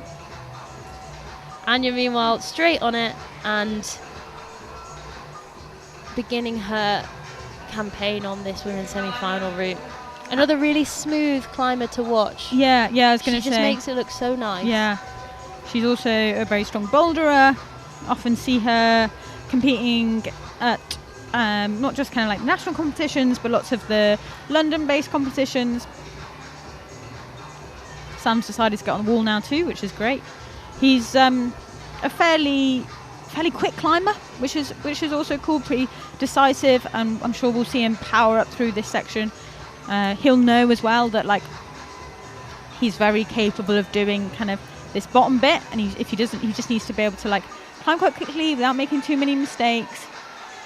Yeah, for sure. We know that Sam is in great shape. He was training for and attempting to climb 9A outside over the winter, so he's been out in Spain. He should have lots of fitness, so hopefully we'll see that pay off on this route here. Yeah, and that's the same for our golden boy Toby. He's been out climbing in Spain a lot recently, so it'll be interesting to see how that translates to these. I mean, it is very different. The positions and stuff that are forced on these routes are kind of like, they are quite varied to outside, and the lack of rests as well.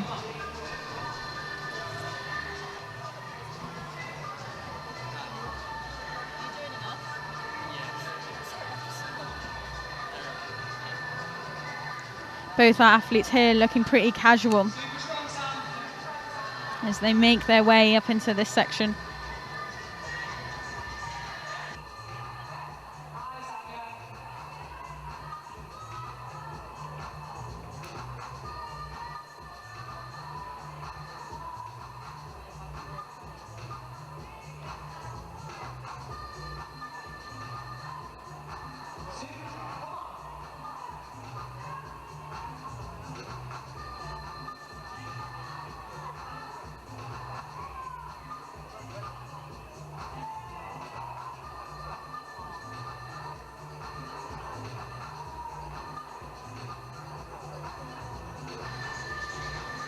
Apologies for the little bit of quiet there, but we have just been joined by Isaac, who was our last competitor on the under-17s male, and he got our high point. Isaac, how are you doing?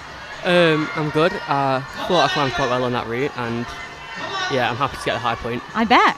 Oh, and Anya's she's also just struggled with that pretty powerful move there that we've seen quite a few competitors fall off. Meanwhile, we have got Sam Butterworth also milking that bit of a potential rest there and making his way through this section. Isaac, how did you find the route? Was it stressful? Was it physical? Did it suit you? Give us the lowdown. So the route, it wasn't really my style. It was Okay. quite sort of technical and But slappy. you still made it so high, even though it wasn't your style. Yeah. I mean, I feel my endurance has just got so much better recently, and that's why. Okay, That's why yeah, I'm so you doing had like a well. little bit more fight left in you. Yeah. And what made the difference with getting that in endurance? Have you been training more on lead, or what's the trick? Just doing loads of training, just getting on the wall as much as possible. Nice, and, yeah. amazing. And meanwhile, we just saw Sam there fall off that crimp before heading into the close to that high point though. So I reckon that could be enough to get him through into finals, but we'll have to wait and see what comes next. We still have 6 remaining athletes, so we will see how he gets on.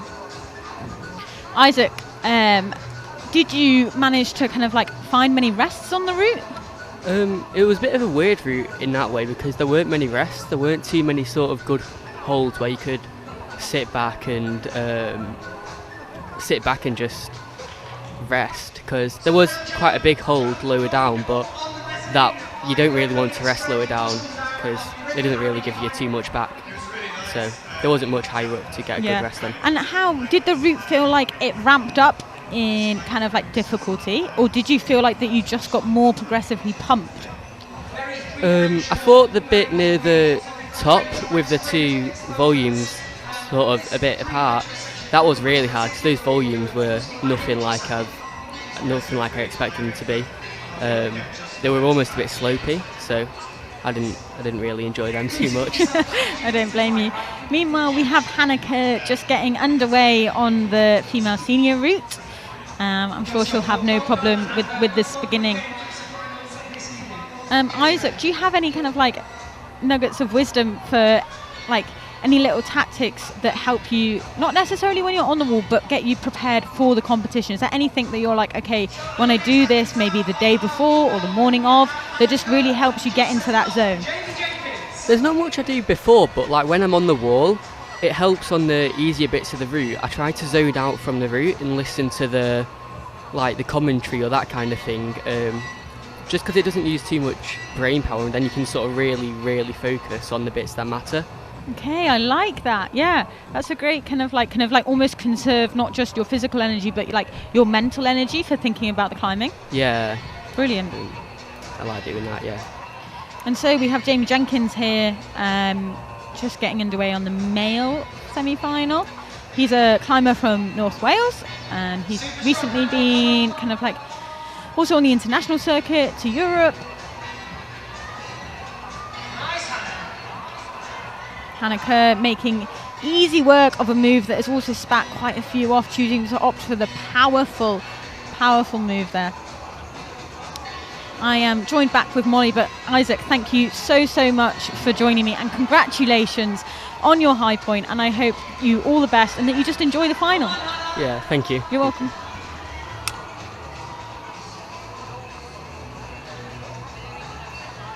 And I am joined back now by my co-host and star, Molly Thompson-Smith.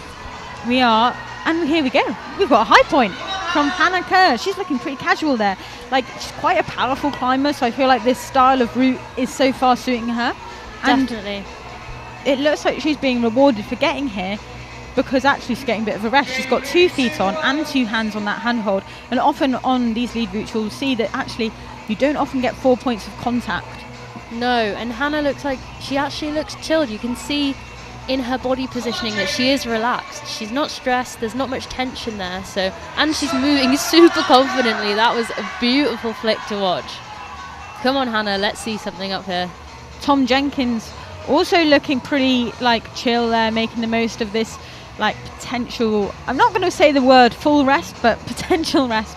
It's been really interesting because we've seen the climbers actually end up like maximizing this position, but both climbers in the opposite way around, if that makes sense. So hands on the first macro and feet on the last, and vice versa. And that just goes to show that there's so much decision making that goes into these routes. Hannah is storming her way up into that head wall. She is. She's had really good pacing on this route. You know, she's rested for a while on those good holds and really made the most of those opportunities to get something back. But when she's not resting, she's moving. Yeah. Moving, clipping, and she is still looking super strong, regardless obviously of like that pump and just fighting through it. And that is such a skill. She's just off there, but I'd imagine that is enough to see her through to the finals, and she should be very happy with that. And both our climbers falling off at pretty much the same time there. I think, yeah, we just lost Hannah there because that is quite a long way up, that move, and you really need to stand it because you're going off of a toe hook and a small kind of jib for the left foot. You've really got to stand in and have your hips in to get the height for that, and being pumped, you know, just didn't quite have the tension and tightness that she needed to make that long move upwards. Yeah, and the wall is so steep beneath that your core will be getting pretty tired by the time you get onto that head wall, and like you say, the tension required to finish off that move will be pretty intense. We're still going with our senior semi-final round, but our under-17 results have now been published, I've been told. So if you want to go and check out where everyone finished for the under-17s, and head to the bmcresults.co.uk website. And who will be making it into the final? Yeah, and our final lineup.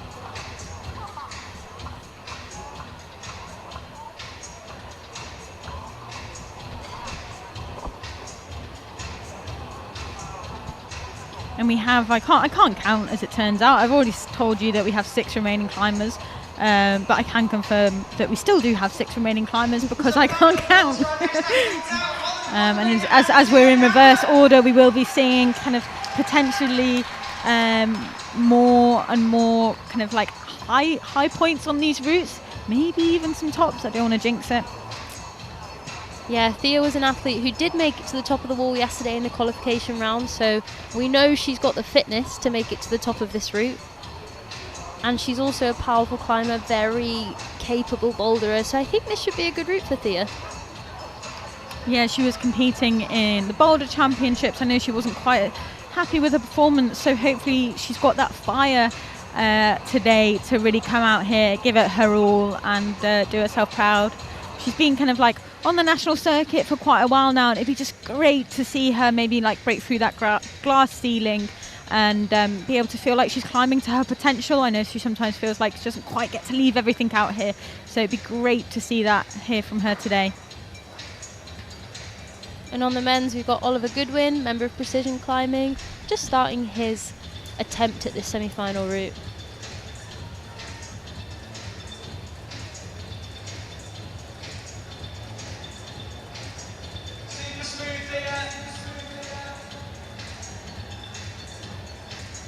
Oliver Goodwin actually finished joint 3rd in qualification. So the kind of like, we have Toby qualified in 1st with 2 tops, followed by Reese Connellan with 1 top and then a high score, and then Jack, Oliver and Sam all got the same score. So it'd be interesting to see how this plays out in on this route, and to see kind of like where they get to basically.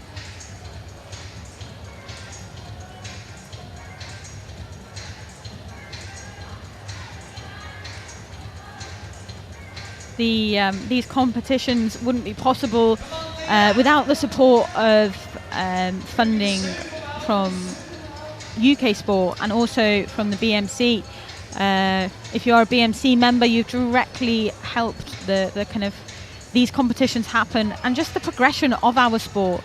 I know these athletes face a lot with you know, being able to try and balance training and work and performing and funding their, like, you know, whether they compete nationally or internationally. It is not cheap, and it is really hard to come by that funding. So it's just kind of like a bit of a like hats off to them for making it work in what can sometimes be quite difficult situations.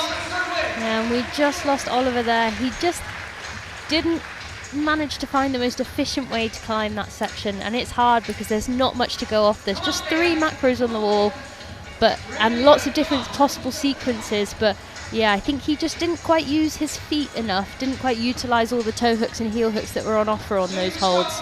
So yeah, unfortunately we've lost him there, and I know he'll be disappointed with that, but he is still young, and I know it's super annoying for young people to hear like you've got time, but I'm sure we'll see Oliver back next year at British League Champs. Meanwhile, Thea is looking very casual, which is nice to see. Yeah, really casual. Milking a bit of that rest, milking maybe a potentially better hold as she's out of the steep, can kind of like shake out those forearms, and she'll know as well that if she's getting a bit of a rest now, that what's coming up is going to be hard. Like, you know, I'm sure you feel like this as well when you're climbing, but like if you're hanging on a bit of a rest, you're almost like, well, yeah, what's coming up next? What's coming up? Like, they're not just being nice here, they're route setters, they don't do that.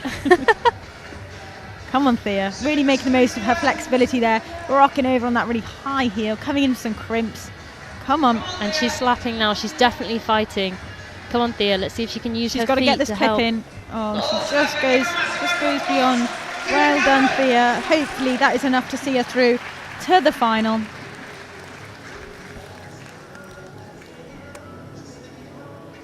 I think that's a final place for Thea, which is, I think we're starting to see our like first confirmed finalists now. Amazing. Come on, Thea. She should be happy with that.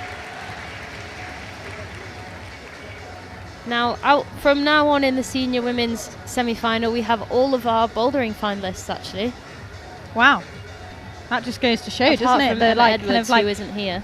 now that we the we're starting to see like athletes that are just really top of their game at both, which is really cool. Yeah, I guess individual disciplines and like specialising isn't much of a thing anymore, probably thanks to the Olympics, I guess, like almost forcing our athletes to become more of combined athletes.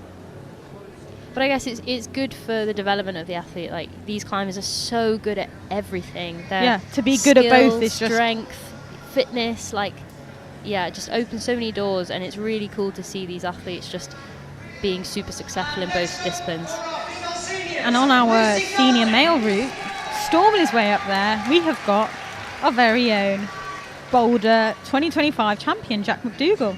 Yeah, Jack currently British boulder and lead champion. Of course, yeah, he won the lead championships in 2024. So Come on, he Jack. is the man to beat today. That is a great couple of titles to have, and I'm sure he'll leave everything out here to really fight for his title. I know that we came to Manchester Depot not that long ago, and he was here training, just trying to do that. Yeah, I know Jack very well. He's my training partner. We shared many circuit sessions together, so I've got a good idea of his climbing style, and I really hope that he manages to have some fun and a good fight on this route. Yeah, I hope as well that he didn't just cross that blue tape. His foot did go very, very near to it, so we'll find out what the judges say about that. But I know Jack's nervous today, and I think you can see it. He's a bit tense, but yeah, I hope he just gets into this heel toe hook section and manages to relax a little bit. He'll be happy on these macros. He's also got the type of climber that, like, because he has got that like bit more, kind of like maybe physical strength, that he can maybe have a little bit more room for error and bring it back. Yeah. I really hope that that's what we're going to see here from him. With the, I guess, the climbers that come out later often see that they relax when they get to a certain point on the wall. You just want to get through the first half and get a bit of height underneath you. Not make any silly mistakes where... Yeah, and now hopefully we'll see Jack. He's in this resting position here. He's halfway up. Let's hope that he manages to like take a moment to have a breath, and he's like, right, let's just find some flow now. Come on, Jack.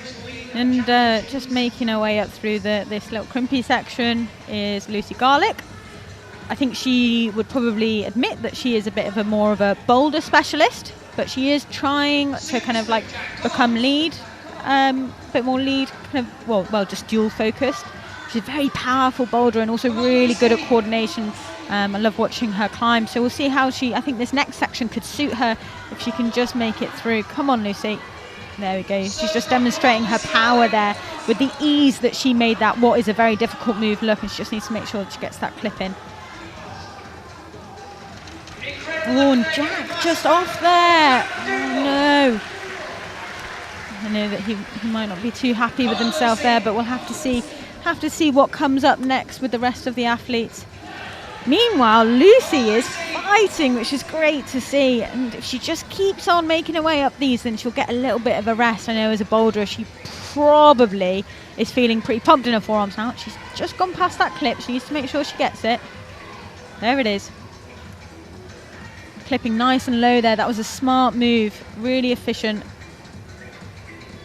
It takes kind of like quite a lot of courage to go beyond maybe a higher clipping point that drains more, just to kind of like conserve that energy, but it paid off there for her, and now she can get a little bit back.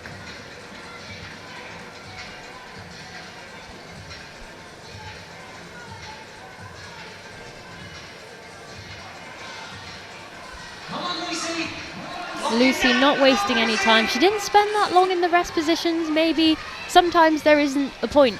Like, you find that you're actually wasting more energy trying to rest than actually gaining any back. But Lucy's looking really good. She is fighting. Come on, Lucy. Come on. She's got that clip in. Come on, Lucy. Come on, Lucy!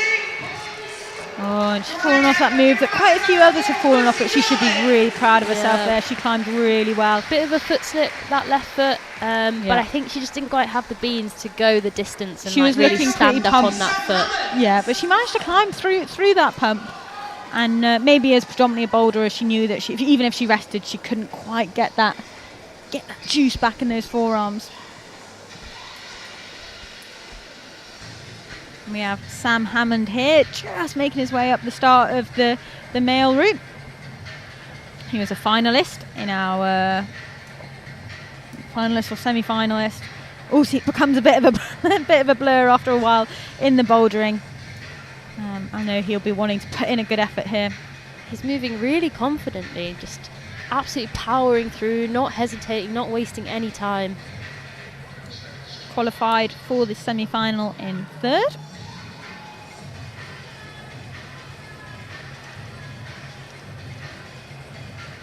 Really nice, Sam. Come on. Come on, Sam. It must feel pretty cool to be the only climber on the wall currently, knowing all eyes are on you, really soaking up that atmosphere. Yeah, a bit of a finals experience, that. Yeah. But Sam is really not wasting any time. He's moving so efficiently. Let's see if he can make it to a rest at some point. And, you know, I think that is the best way to climb. You know, when you're climbing, you're moving. But let's hope that he's not rushed too much. Yeah, and it really shows that you're making good decisions when you can keep a pace like that, because you're just like, you're doing what the route setter wants. But he is moving beyond this clip. That could be tricky. Oh, and he's still looking at it. Yeah, he knows that he's got to get it in, but it could be draining. Oh, he's in a position. Maybe actually quite a good clipping position, Yeah, but quite a committed I one. think we'll see. Again, a bit like Jack, maybe if he can like get into this like half shake, then he'll be able to bring it back a little bit. Let's see if he can switch. He's not found the toe hooks. No, so he's he not looks looking like super relaxed. He's choosing to carry on. Come on, Sam. But you know, these competitors, they can fight. That is what they're good for. They are not just good climbers, but they are good climbers when they are pumped. And when, maybe you know, he prefers the more traditional, like crimpy endurance kind of style of climbing. So and we just lose him there as well on that. And he actually went up with a move. different hand, so that again just goes to show maybe like what happens to your decision making when you're super pumped. But you know, we haven't seen anyone get much further than where he got to. I think it could be pretty tight to see like who squeezes into finals or not. It's definitely going to be a close one in the men's field, that's for sure.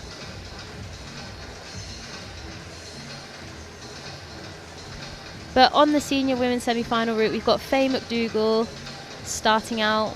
We had all three of the siblings All climbing three in of the today's siblings. semi-final, which I think is really cool. It's amazing. They all climbed in the boulder semi-finals, and Jack and Faye were also.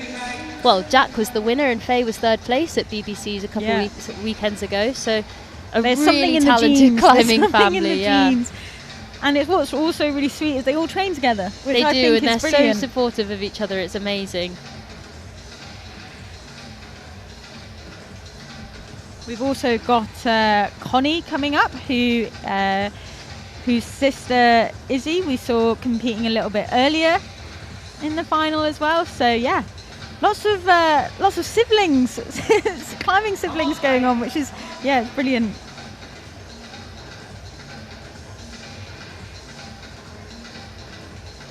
Faye climbing with a nice kind of like pace, looking pretty calm. Next out from our seniors, Reese Tomlin.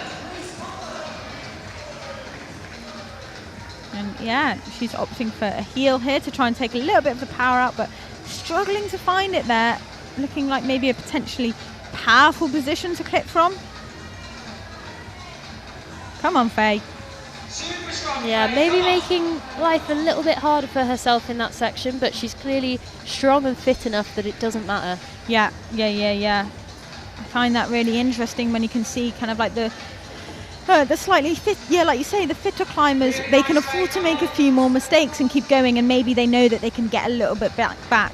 And I reckon if she can make it through this section, she'll be able to have a bit of a shakeout. Yeah, she's doing a great job of just fighting. Let's hope that she just keeps going to this next hole because it's good. And Oh, and the heel slip. That is unfortunate. Yeah, maybe just that early clip kind of just made her a bit more pumped than she wanted to be, and her decision making kind of just went out the window a little bit. You can see it on her face there. She knows that she had a little bit more to give there. But I think it's still going to be enough for finals. So Yeah. We haven't seen like we've only seen like a few climbers make it up onto that head wall. Meanwhile, we have Reese here, powering up.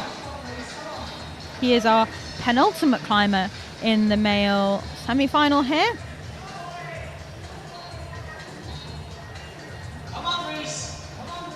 Come on, Reese.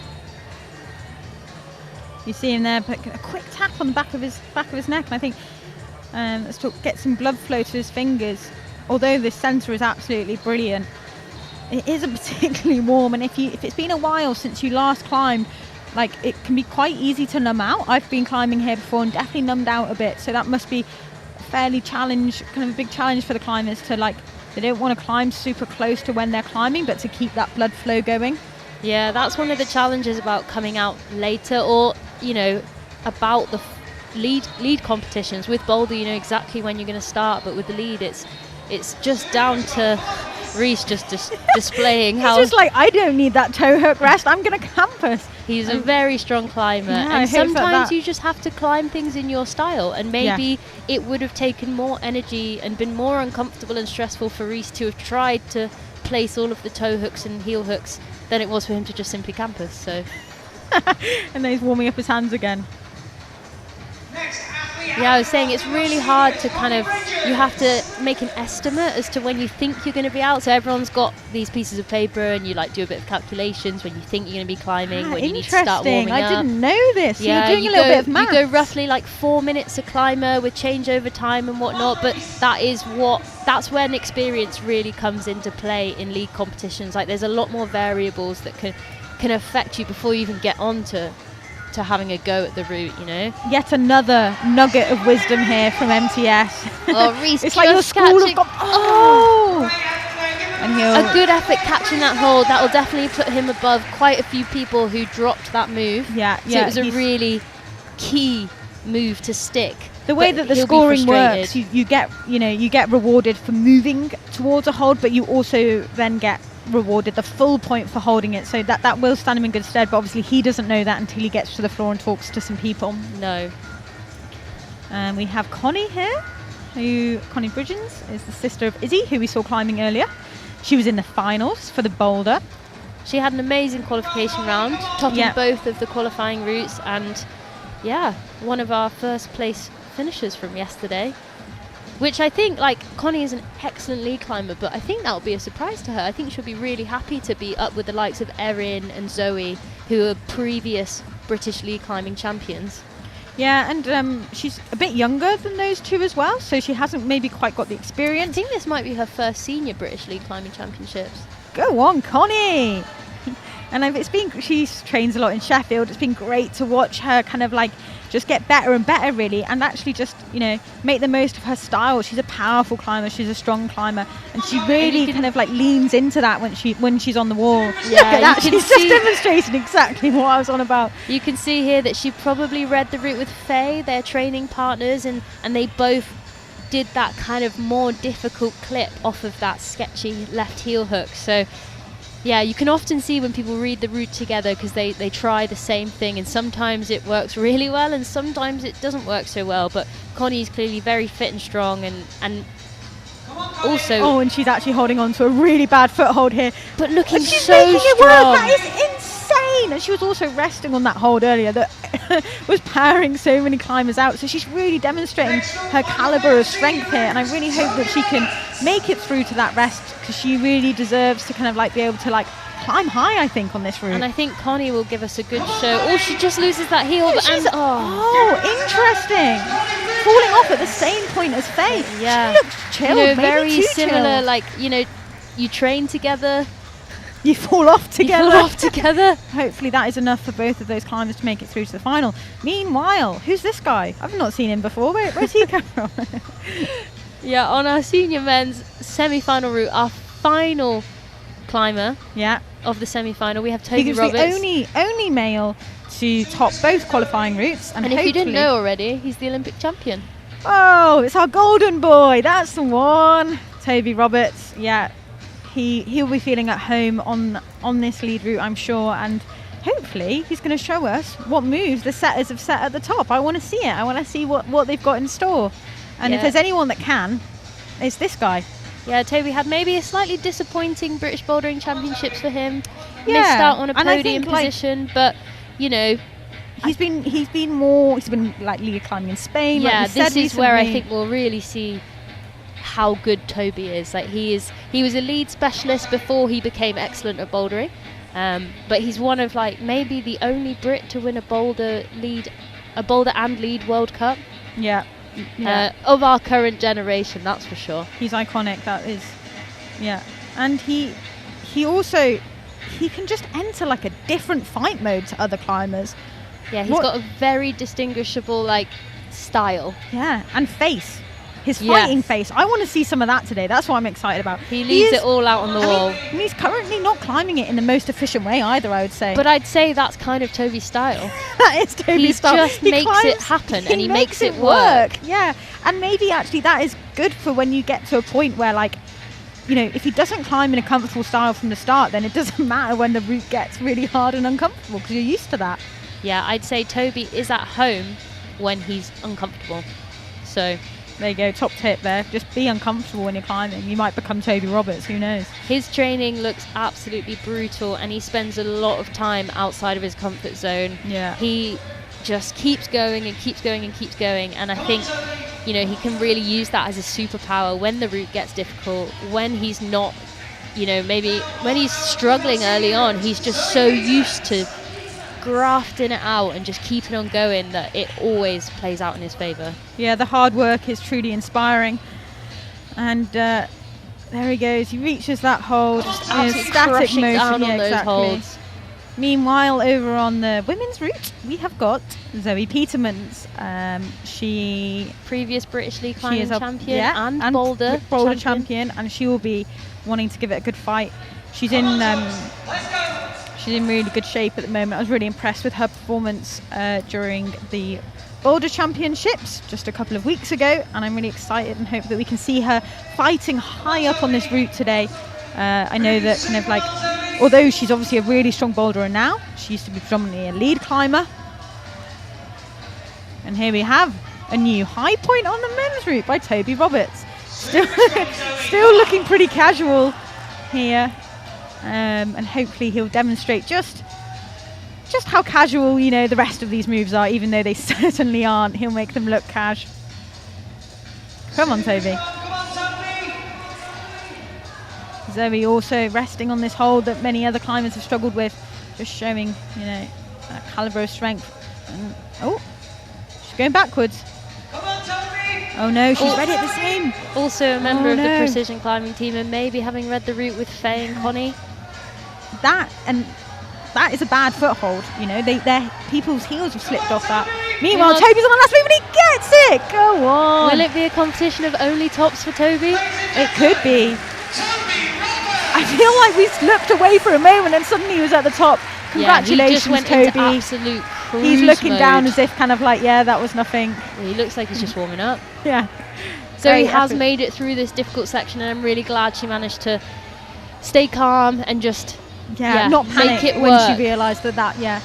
And a bit of a rest coming up, so hopefully she can get that back. She's I know brought it her will have feet drained up. her a little bit. Yeah, she's brought her feet up really high and she's made her way into that rest. Good climbing from Zoe here. She's like a really technically gifted and able climber. She loves a heel hook, and I know that she's going to be absolutely milking all of these heels and rests. Fun fact, I actually used to compete against Zoe when I was a wee child in the YCS rounds. She's trained and grew up in South Wales, and I grew up in North Wales, so I've actually known Zoe for a really, really long time. But it's been amazing to just see her kind of like go from like strength to strength and just keep grinding it out, keep training, keep making those gains, and if you really put in the time and effort, it will pay off, as she is showing us now. She's our second to last athlete out for the senior women. She's on that heel hook, resting, and she's up into the head wall, making the most of those heels. Come on, Zoe. Looking like she's having to fight a bit more. Come on. Come on, Zoe. Come on. Oh, and she stuck that hold, which quite a few people have actually kind of like come off going towards. I think she's in a little bit of trouble without that clip. Let's see if she can. She hasn't quite. Oh, Yeah, knew she just great couldn't really effort from Zoe go there. any further there, but that was, an incredible effort. And we'll definitely be seeing her later on in the final today. Yeah. So job done for Zoe. That was all this round was, making it through to the next. And she looks almost like a little bit disappointed there, but maybe, I think she'd have wanted to give her absolute best. Yeah. She's a fiery competitor. She wants to leave it all out there. She's got passion, that's she has for sure. got passion. She's got buckets and buckets of passion. And she trains so hard. And I know she'll have just wanted to show that training and all the hard work she's put in every round. And that's, that's why we do it. that's why we do it. Well, we. That's why they do it. The collective we. No, I'm very excited to see how she gets on in the finals. And we've got one climber remaining in our semi-finals of the BLCC's 2024. Nope, not in that year anymore, 2025, who needs very little introduction. We've got Erin McNeice. Yeah, Olympic finalist, current British bouldering second champion. Olympic finalist, not finalist, sorry, Olympian of 2024, alongside you. Yeah, she won the British League Climbing Championships a couple of years ago, so she'll be back to try and take that title again. Yeah, there's been a nice little date change for our British Championships this year, which means that instead of having them in the summer, we can have them this time of year. So all of our athletes that might normally miss it because they are competing internationally are here, which is brilliant because you really get to see the best in the country fight for the title, and it just it creates so much more of a buzz when you get to see just how good those climbers are and to see the best climbers competing like against each other.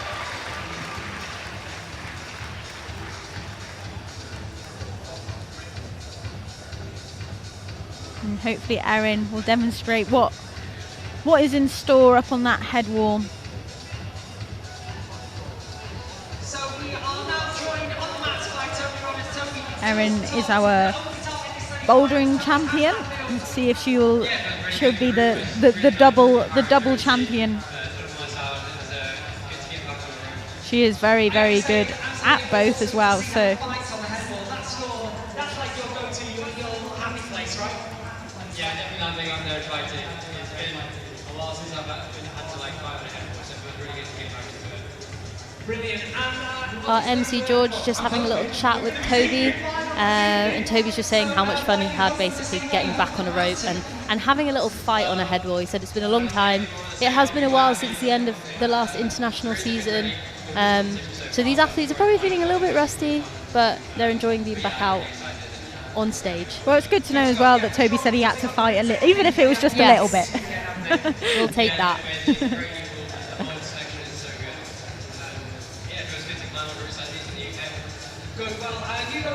Erin making her way up through this little volume section. She's also like, I don't need that extra little hold in the middle. I'm too strong. You've obviously climbed with Erin quite a bit. How do you think the style of this route will suit her? I think Erin will really enjoy this style of route. She's actually quite a slow climber, even though she, I guess, started out as a boulder athlete. She's got tons and tons of fitness, and she does kind of like eke her way up the route. So I think she'll enjoy this like kind of techie slow section. She's struggling a little bit to figure out what to do with her feet, but yeah, she's more than strong enough to just absolutely launch between these holds. Yeah, like when you've got a lot more left in the tank, you can afford to maybe be And I think you kind of just save that for the last option. You try and climb it in the way that it was intended to be climbed, I think. and then you're like, oh, I'm just strong enough just to Yeah. hoon myself at this hold, and I know it will kind of work. Yeah, but I think Erin will really enjoy this like slightly physical but also quite technical style of route, and I'm sure she'll be really good on the head wall where it gets a bit more 3D and technical with this like long reach up off the toe hook. See, she's wearing a Deco t-shirt there. She's a Deco athlete, so I'm sure she's been on this wall plenty in the last few weeks. really nice. Come on. Come on, Erin. Oh, nice. Smart move there, opting for that high heel to avoid kind of like slipping on that low one, but it still looked pretty strenuous. Yeah, Erin's looking like she's having to try a little bit harder than maybe we expected her to, but she might just be... It's been a while since she saw this route, don't forget. It's been well over 2 hours since Erin had her observation period, so she's probably just, you know, remembering things. But, I mean, she looks like she's pretty chilled now. I think these next 2 holds will be more than enough for her to recover pretty much back to normal, I think. Yeah, the way that she just looked down there just totally goes to show just how kind of like you say, casual she feels right now. And I guess that's the experience of having competed on the international circuit for a little while now. It's just that you kind of know how to maybe like reset and not carry the stress with you if you've found a couple of moves a bit hard. Yeah, and I'm sure Erin has high expectations of herself for this competition, but you know, she's the one to beat, and it is, you do get nervous, like you just gotta, anyone can make a mistake, and We're only human. And so I think maybe Erin was just a little bit tense through that bottom section, just wanting to get up to the head wall in kind of like the safe zone now. So hopefully Erin will be a bit more chill and we'll be able to see her just go for it all the way to the top. There we go. And she's She's just looking more demonstrating relaxed demonstrating already. that chillness now on those crimps. Let's see if she can get this clip in. It looks like an awkward clipping position. Here we go. She's the first to get that clip in such a casual manner. And she hasn't. No, she's seen that foot hold. There it is. Get that heel hook. Is it gonna? Come on, Erin. Show us what. There it is on you high point. Quite a long way, quite stretched out. She's looking pretty spanned here. I guess maybe the heel hook allowed her to get closer into the wall for this move, but now she's a little bit stuck, maybe. Oh, it's like a tricky clip. You've Really got a tricky really But tension. it's in now, and hopefully she can focus on just getting to that top. Yes, Erin. Come on. Beautiful. You can see those tick marks there. They're just indicating where the holds are, which shows that actually from her position, it's probably quite blind. Yeah. Come on, Erin. Amazing. Just like kind of show here of just like how amazing of a climber she is, really. Come on, Erin. A really cool move to see on a lead route. She's one hand on that top hold. She's got to clip the clip though to get the top. Oh, that looks so hard. And she's fully Also turning some around. positions for Erin here. Oh, no, back round she shaking goes. her head. She's like, that's not the way. That looks much more reasonable. I almost saw her like have a little laugh there. Yeah. And that is a top. What an incredible show. Double top there from our last climbers, Erin McNeice and Toby Roberts. They should both be really happy with themselves. And I can't wait to see how they perform in finals. I know, and that is it for our semi-final round. It was amazing. Yeah, the routes just did a really lovely kind of like display of the climbers just getting higher and higher each go, athlete by athlete. Yeah, it was pretty perfect. Rounding out our competition with 2 tops from Toby Roberts and Erin McNeice. They are our top qualifiers for sure, and will be coming out last in this evening's final. So now everyone has to leave the venue. The setters will have to strip the wall and put up our final routes. The athletes will be back on the wall later with our under-17 final starting at 5:15. And our senior final starting at 6:30. So we really hope you'll join us for an amazing final later. Where else would you be than sat at home on the sofa watching the BLCC's final of 2025? Be there. Yeah, so We'll hopefully be here. We'll be here to chat you through it. You know, tell you how small the holds are, tell you how hard the moves are. Yeah, we'll be here later. Hopefully we'll get to see some results on the screen soon, so you know who you'll be able to watch later in tonight's final. But thank you very much for joining us. Thank you, Molly. Thank you, Zoe. We'll see you later. Yeah.